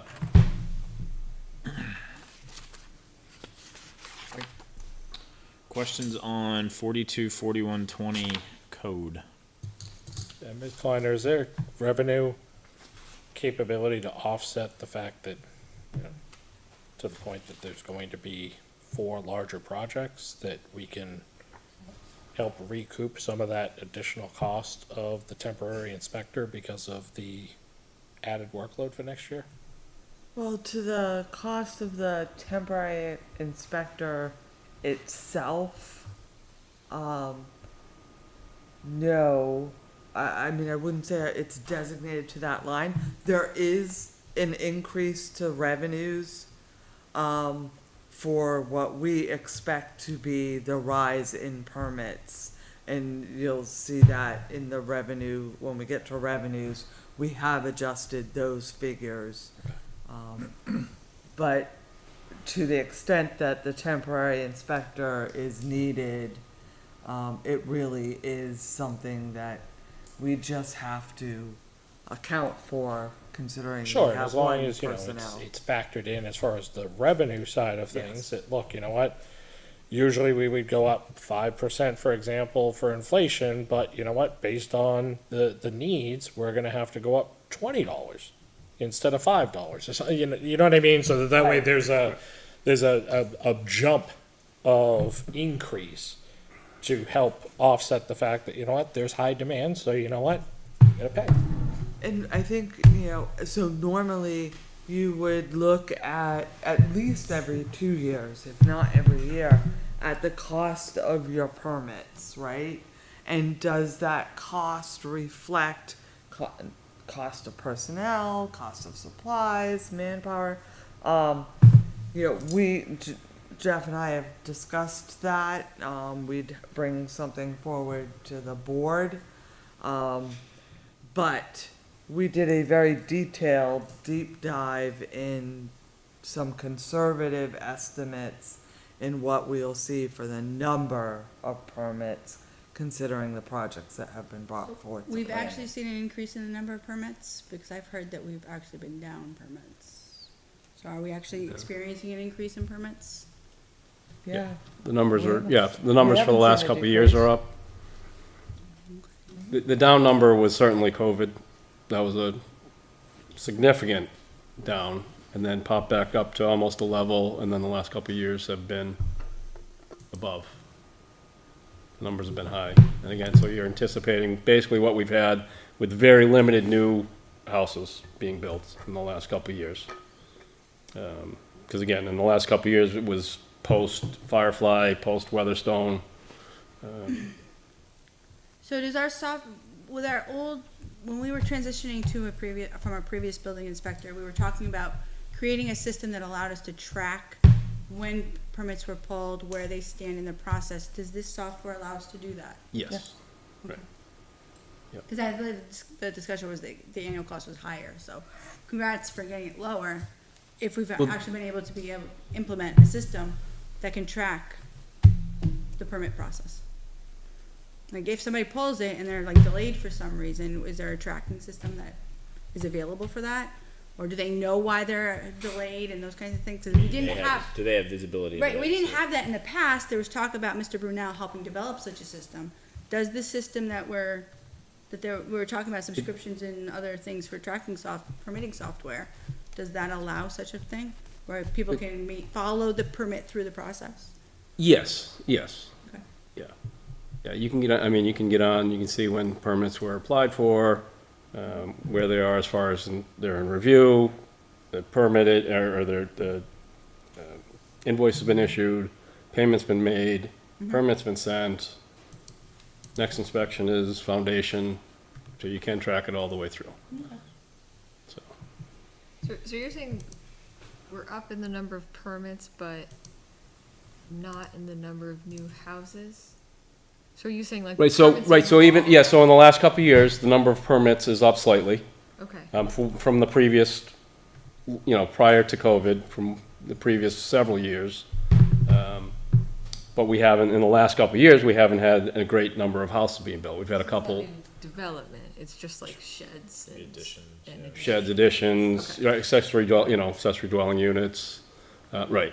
And like I said, so now we should be seeing an increase of, a minimum, I'm guessing it could be a minimum of 150 units. Between Olson's, Corning Farm, Dairy Road, and there's a couple of other smaller ones that will, that could be started, that will be at planning board very shortly. So, yeah. And did you say that we have raised permit prices recently? Or No, we have Oh, not. no. Okay. No. Anything else for code this evening? All right, we'll shift over to health, and this is 4411.10 health department. So we have a reduction in seminars, that is based on the initial requirement by the state to have the health officers and deputy health officers trained.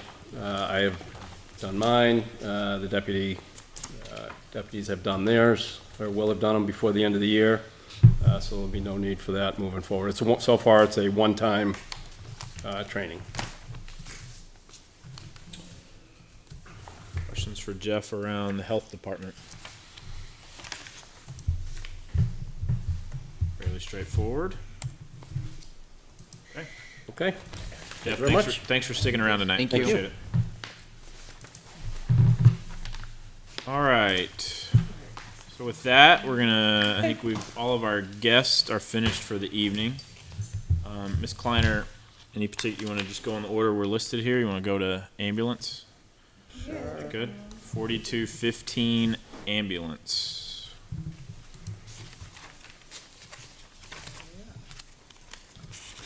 So similar to the dispatch contract that you heard the chief speak about, this contract is also with the town of Hudson. It also had not been negotiated for close to 10 years. The cost to the town of Hudson for their personnel has risen, as that is a union function. And for years, that cost wasn't impacted to our budget. They've reached out, we've gone back and forth, Ms. White, myself, and the chief negotiated with the chief of Hudson and his deputies. Originally, this contract was higher. They had asked for a higher contract based on a different formula. We actually expected this increase to be doubled if we had gone with their original proposal. They realized that the town was under the tax cap. We scrapped that formula based on the old way of doing things, and developed a new formula. And I thank the town of Hudson for working with us, because there is a need for an increase in the contract, and we realized that.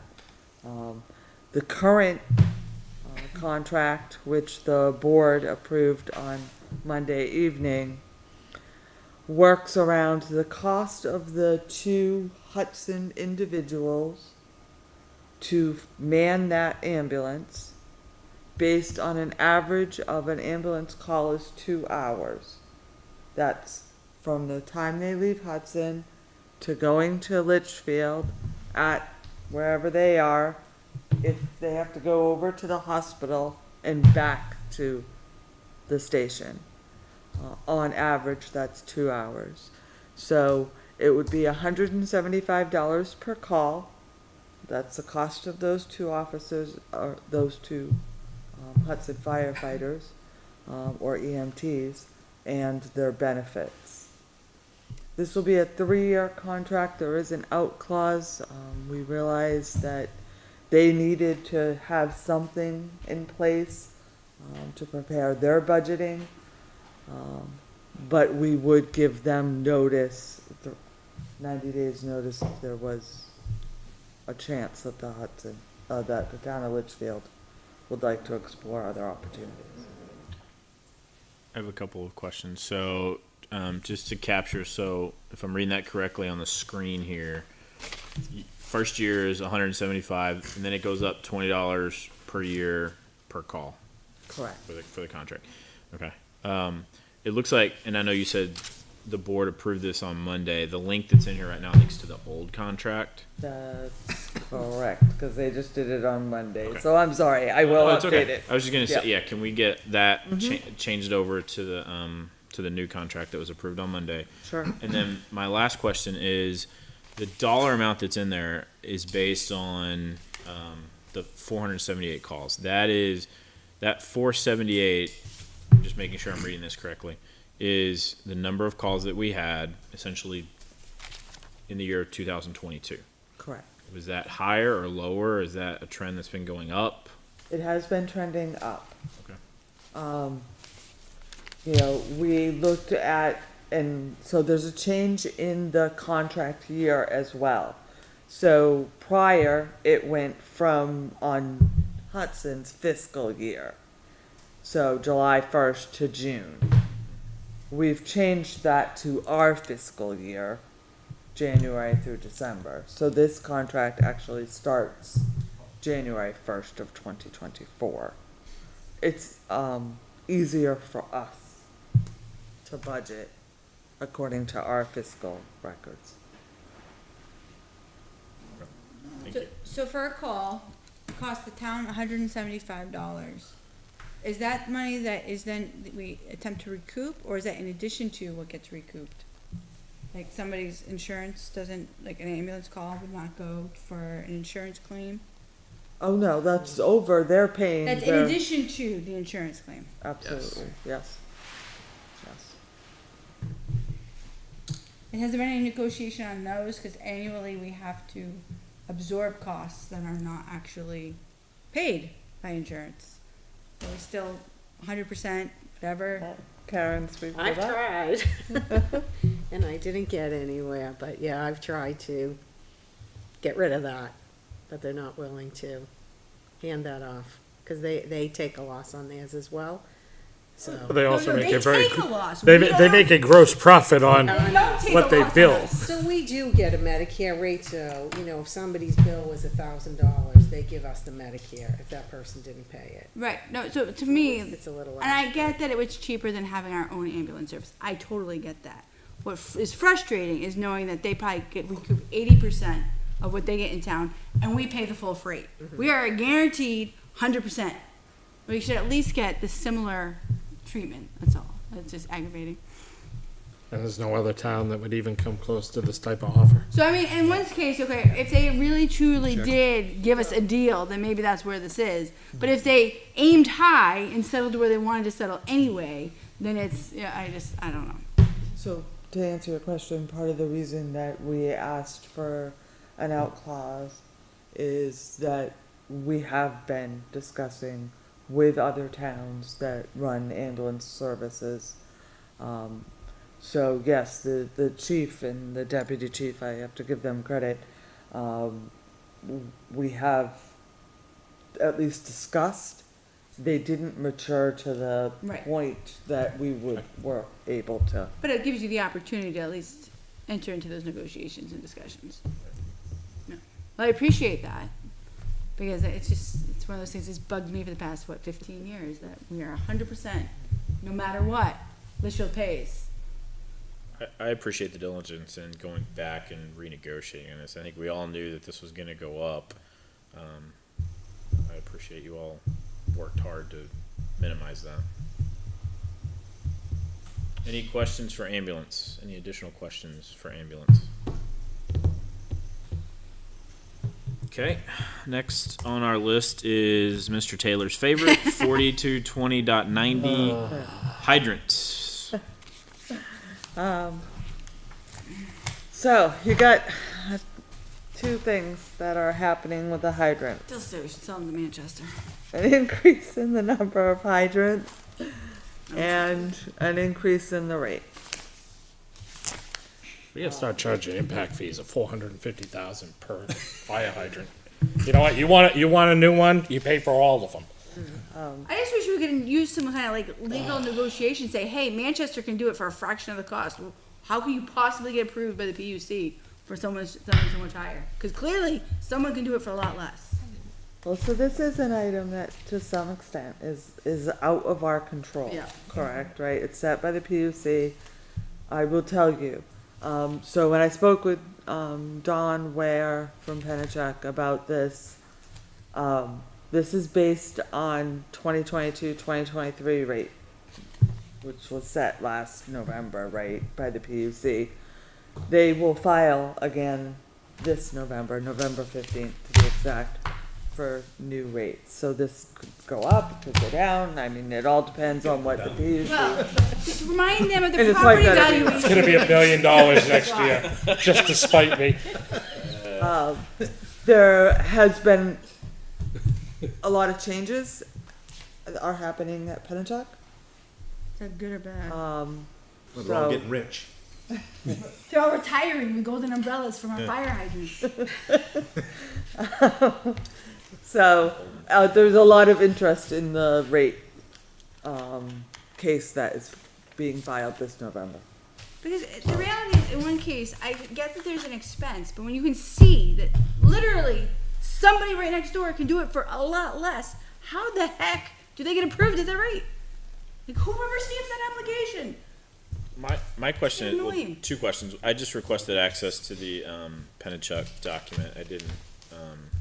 It looks like it was. We didn't have permission to that one. And then my second that wasn't a question, that was a comment.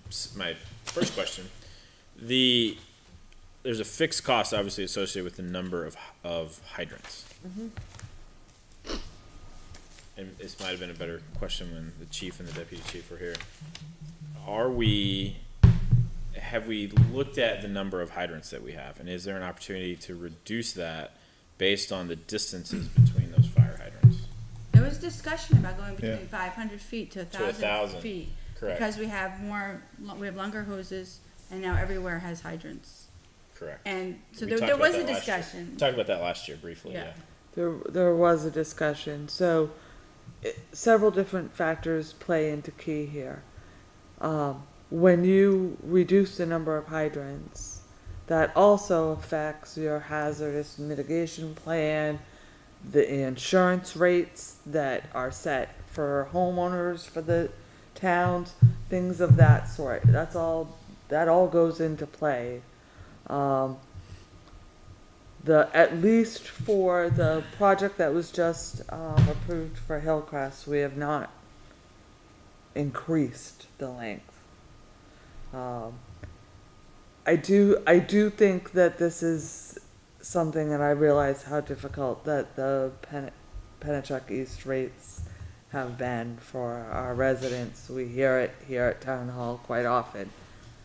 I would give it a chance.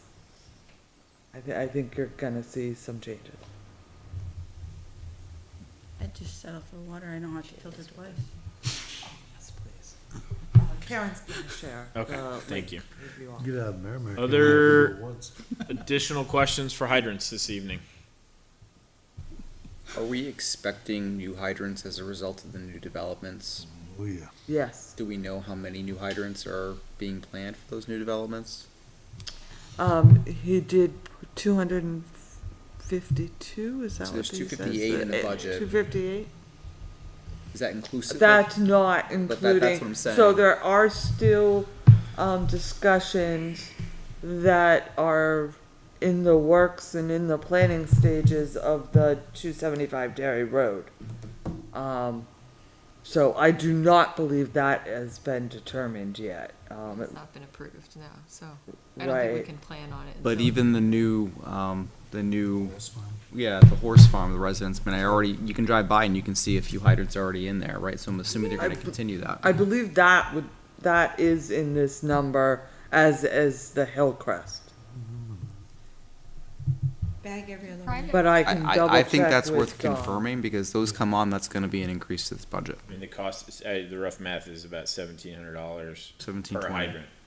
So whatever we add to that is $1,700 per hydrant. I was saying, just bag every other one, right? Just like. I'm Does, not a betting person, but I'm going to think that the November rate case is gonna solve some of this. I trust your confidence in that. But I do think They that's a should, they're good, saving money on property taxes. I do think that's a good follow-up though. Is that 258 inclusive of Horse Farm, Hillcrest, or any of these other? I will double check with Mr. Rich. I don't think it is either. I think that's the same that, Because I or think similar to that's what it the was number last we've year. been seeing. John, were you able to get into those links? Let me try. Did I do that? Yep, I can open it now. Thank you. do hydrants on private roads, are they included in this? If the road is private? I'll say yes. Yes, yes, it's a Litchfield. Okay. Yeah. I was just curious. Thank you, Karen. No, what? Yes, thank you. Any other questions for hydrants this evening? All right, moving to 4411.12, mosquito. Just love that one. No, we don't like that. By far the highest rated video on the town's YouTube channel. So funny. Yes. Videos of Hawaii. Hysterical. Oh, it went viral. Oh, yeah, it went Oh, viral. yeah. It was on the news. Yes. John, I have to watch it. So it's an increase to the contract, which they are increasing all of their customers 3% across the board. 859. But there's a total, I've never seen this service spray in town. there's a total reduction Ever. overall? Just saying. It says I'm not saying total it doesn't reduction. happen. It's an Spray all the increase. fields in the park. Yeah, Okay. they do the ball field. Yeah, Okay. sorry. No, that's It's an through increase rec. of It's an increase That's of not 8. through this. Got it. My apologies, That's get okay. the It top. says- It is an increase, I think- 3% How about that? Okay. I think it's these of the guys. contract. I mean, they don't come to your house. This, think they have to this do- doesn't include the services for the ball fields and the rec fields, right? This is, or is it? So this is everything that the town provides. There is some additional things that highway has been doing lately. That's out of this scope. And if there's any additional that the, I mean, we have it in here, right? Park- but there is no additional services provided by rec. This Yeah, I is think the this is town it. service, Where's yeah. whether we The need town it. field, the rec uses, is the Right. way it works. They go out and they test, and wherever there are species found that are of concern or of high limit, 'Cause we've then had it that. is, the areas are treated across the town. I remember when we moved in here, we had dead birds from Tripoli. And so he was here maybe 3 or 4 weeks ago, and there were no concerns within Litchfield, but this is a time when they continue to test. Okay, thank you. Questions for mosquito? Need more pet boxes. Moving on to 441410 animal control. It is.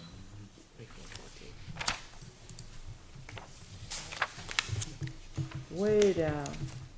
Wait a minute. Sorry, I messed up your Going the order. other way. I should have, Yeah,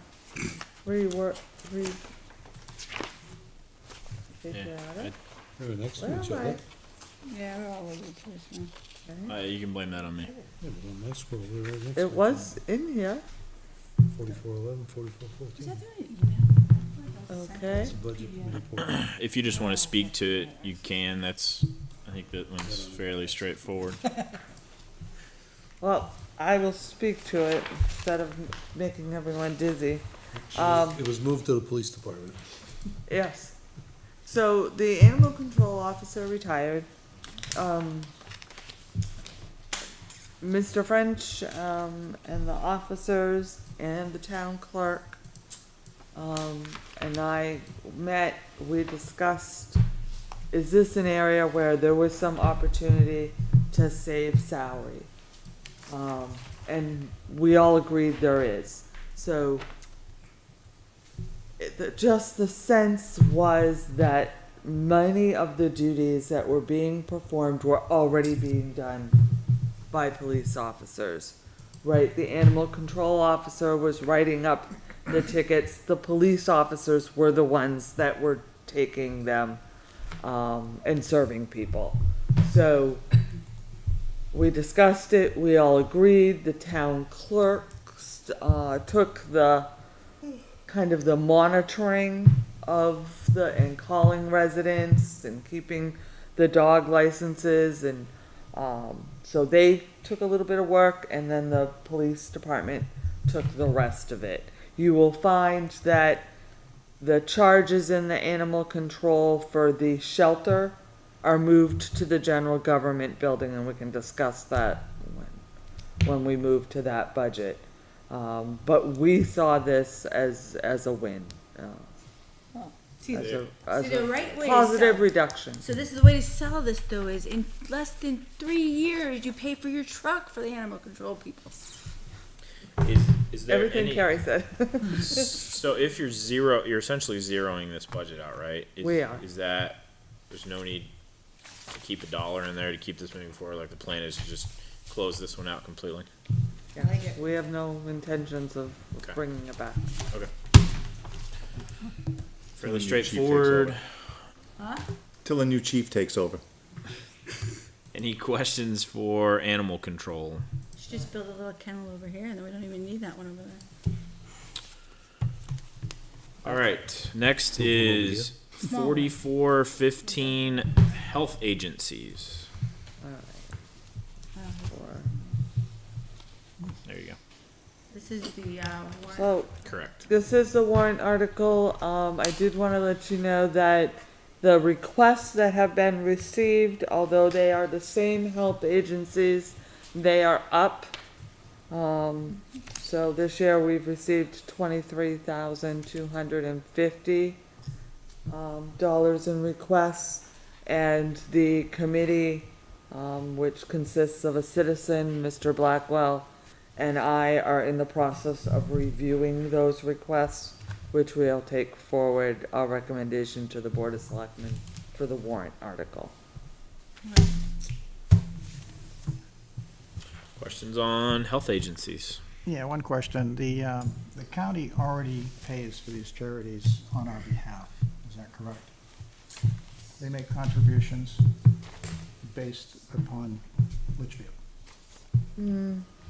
I wouldn't say that. I wouldn't characterize it that way. The county does make contributions, as do many municipalities. The requests that we are receiving are actual hard numbers of Litchfield residents that have been served. And that is one of the items that we are looking for when we review these requests. I will tell you overall, the need for services is increasing. It's increasing here in Litchfield, it's increasing across the state. Litchfield is very fortunate not to have the extent of the problem that many other municipalities have.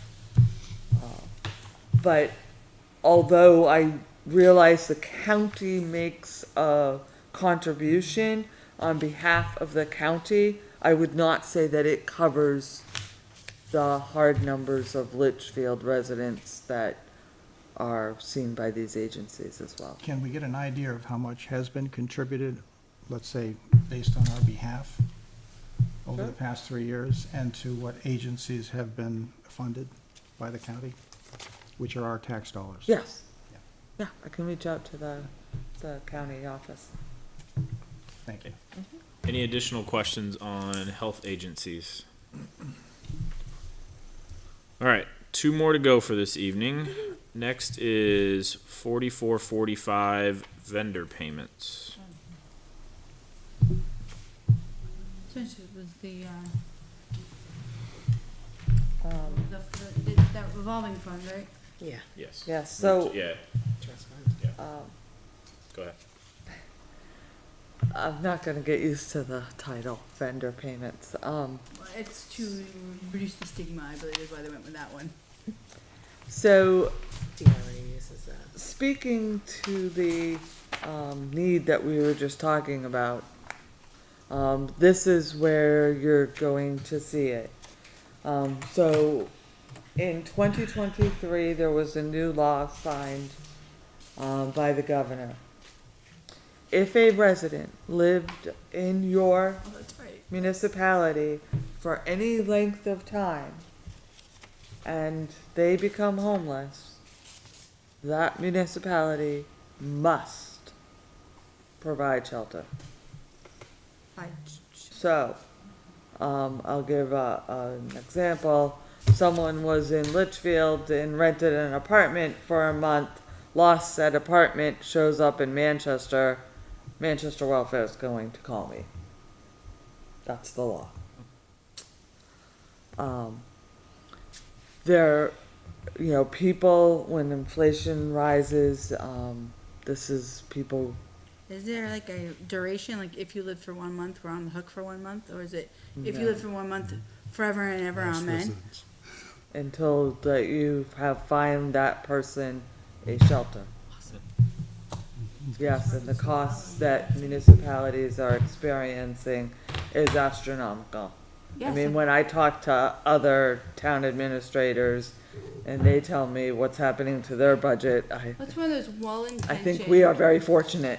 Well-intentioned, but the consequences weren't truly factored in. So, I mean, because that's, how do you even prepare for that? What is our current balance in that trust fund? So we had 10,000, a little over 10,000, and then 10,000 was added by warrant article. So there's about 20. We have 6,200, which has been spent out of our budget, our operating fund. I expect about 1,500 more, to hit by the end of the month. Then we can look at using some of that trust fund money. For the rest of the year. Yep.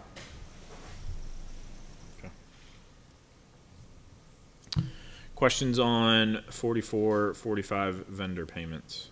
It is one that I'd watch though, going forward, cause it's going to get rougher. When did you say that law was signed in? June of 2023. It passed the legislature this past legislative session. Thank you. And welfare, any type of assistance like this is by statute. So. Be interesting to see how long that law exists, if people are like, we're broke, we can't do anything. All right, if no other questions on this one, our last one for this evening is 4583 Patriotic. So, after speaking, with Mr. Calawa, and we agreed that this should be level funded, even though it's $2,000 and only about $1328 was spent in 2023. So why are we level funding it? Because we believe that as the costs increase, costs especially for things such as flags and that type of service, those type of items, we're seeing increase. So we're afraid that 1328 will be a larger number next year. Was the spike in 21 the $5,800? Was that when the town bought all of the new flags that go up? No, that was done by the Veterans Group. Do you know what that spike was for in 21? What's that? It's 2021. We can look it up. I can look up. Is it the 250? Or No, was it 58, 54 we spent Yeah, in I mean, 20. everything else has been 15, 17, 13. That was just a What's really big No, jump. but I thought there was another event. I thought there was a special. That's when we bought the flags. Or was Is there there- like a was there- massive Was there ceremony? a ceremony that year? Yeah. That was a spike in that cost maybe? 50 anniversary or something. Uh-huh. 1764. Oh. Incorporated. Well, Karen will look Yeah. it up. I'll give an answer for you on it and call. Any questions on patriotic this evening? Hey, my only thing is if we budgeted 2,000 and we spent the 1,300, that's a lot. That's a massive increase for flags if we actually think it's going to hit 2,000. That's a lot. That's a big increase in material costs. Because what did we say? 2,000 is what's budgeted in there. Yeah. And we spent 1,300, or is that currently spent? Or last year? Currently That's what we spent just this 22, you past spent Memorial. 1,700. 1,700. Well, no, I see 1,300 above your head. So I'm like, if we're basing it on 1,300, I think that's That- current spend. that's year to date. Yeah. Okay. Yeah. Yeah, if it was 1,700, then 2,000 makes sense. All right.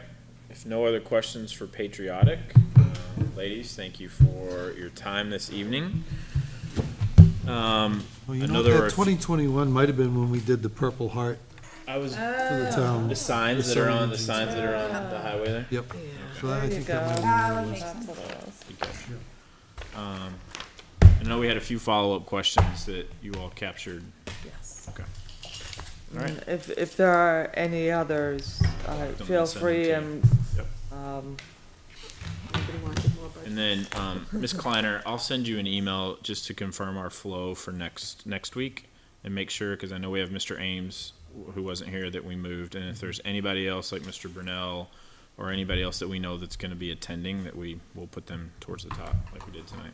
if I may, Mr. Mellon and Mr. Brown, that both get up very early the following Put them morning. right away, Put them at the top. Yeah, Yeah, please. Thank you.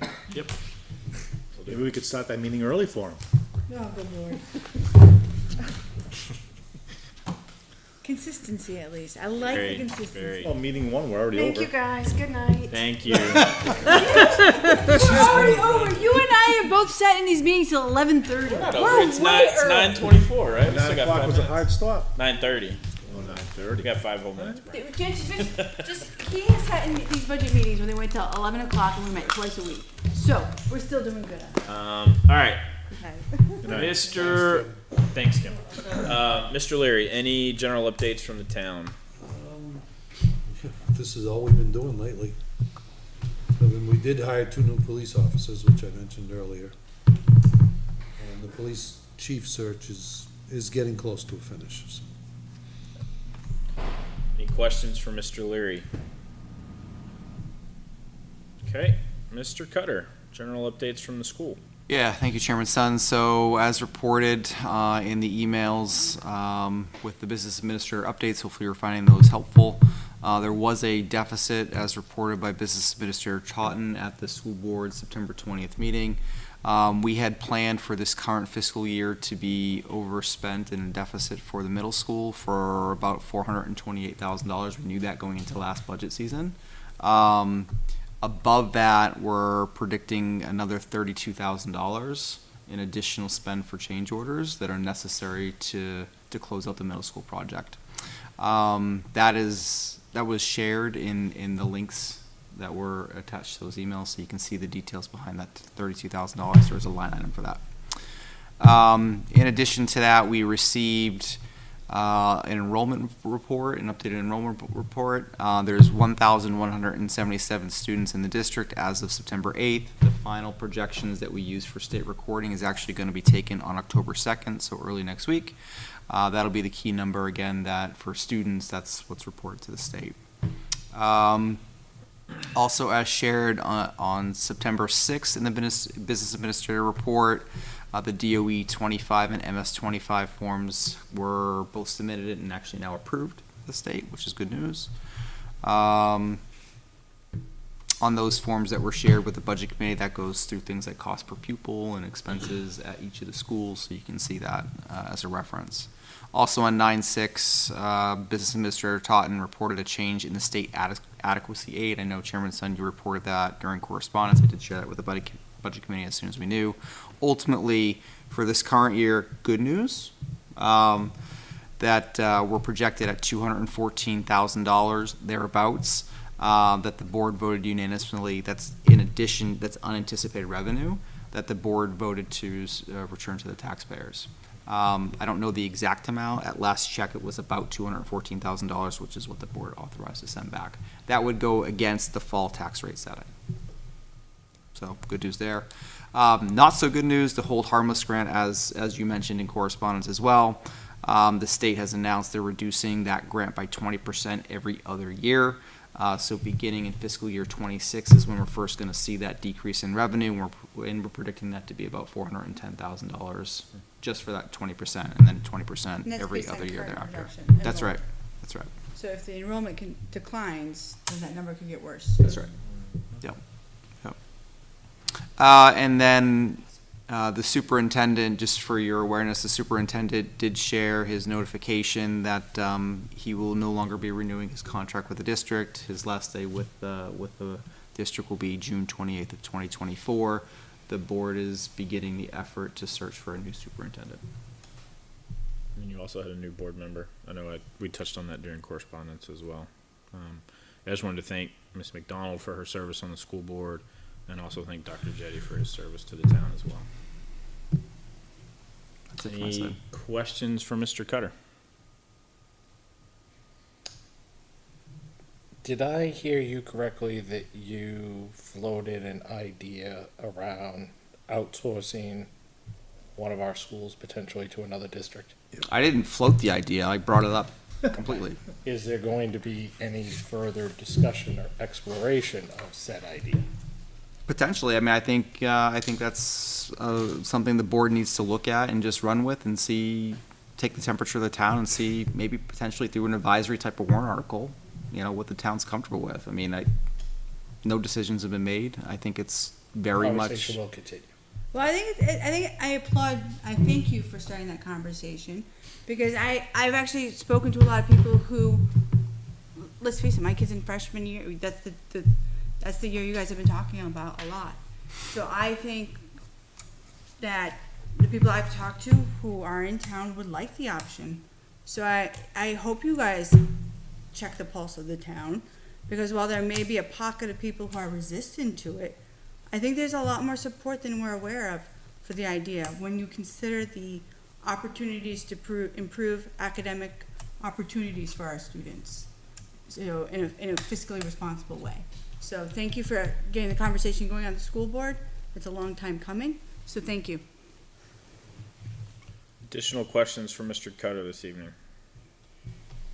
Any updates about solar panel install? Last I heard it was on hold because of rack material. Oh, for the love of... I didn't hear that. No, I'm told they should be starting to be installed any day. Yeah, the anticipation of the solar is definitely forecasted for the fall of this year, so I'm hopeful that. Potential savings on, did they switch from aluminum to steel?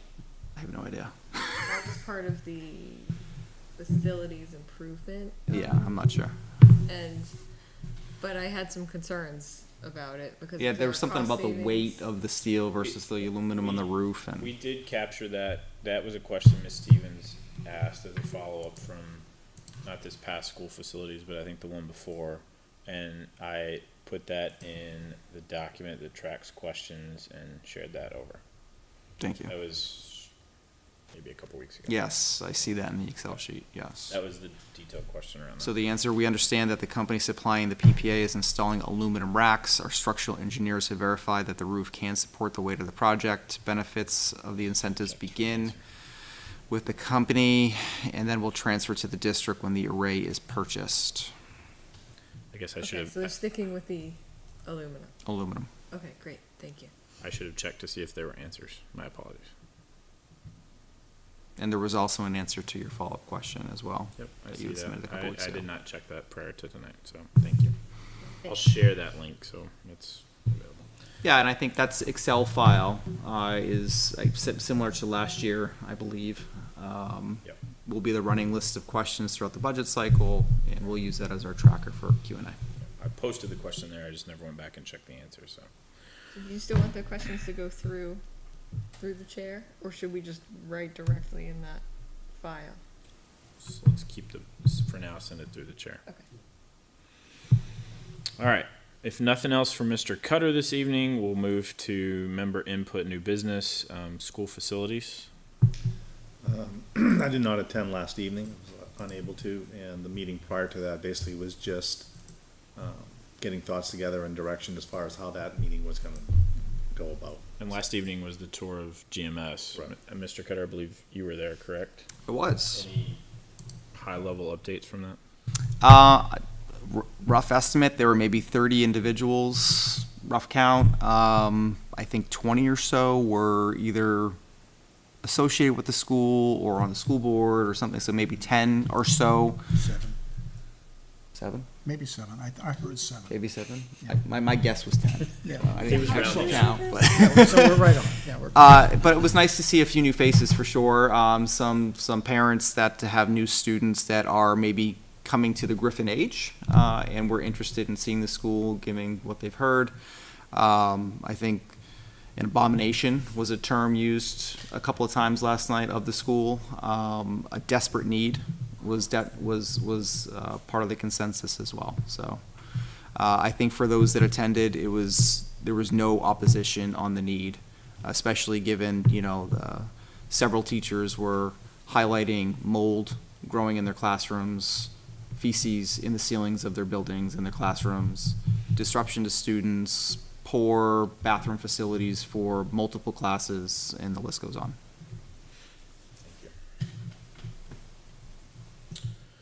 If nothing else for school facilities, capital improvement planning, Ms. Douglas? So we were intended to meet on September 13th, but I received an email that it was canceled. So I believe our next meeting is October 2nd, where they will be working through the list and beginning to prioritize. Great. And do you know when, I know I asked this last time, when is that anticipated to go to the board? So I believe that the intention is the product of the October 2nd will begin to go through the board, Great, thank you. assuming we meet as scheduled. And then last was Energy Committee. I know I volunteered actually I didn't volunteer myself, let me rephrase that. No one else volunteered last time. But I was unable to attend the last meeting because I was delayed traveling home, and have yet to have a chance to watch that meeting, although Ms. Kleiner has kept me informed with all the documents. So I will put together a synopsis that I will share out for our next meeting next week. With that, any other member input or new business? Open it up for public input. Seeing no one in the room, I will close it for public input. Our next committee meeting is next Thursday, October 5th, where we will, fingers crossed, hopefully work our way through the rest of the remaining budget items. If we're able to do so, we can have a conversation around a need to meet on October 12th. If we're not able to get through everything, then we can have the 12th to finish that if we need to. With that, I will entertain a motion to adjourn. So made. Second. Motion by Mr. Hayes, second by Ms. Douglas. All those in favor? Aye. Aye. Opposed, abstained, motion carries 8-0-0. We are adjourned. Have a great evening, everyone.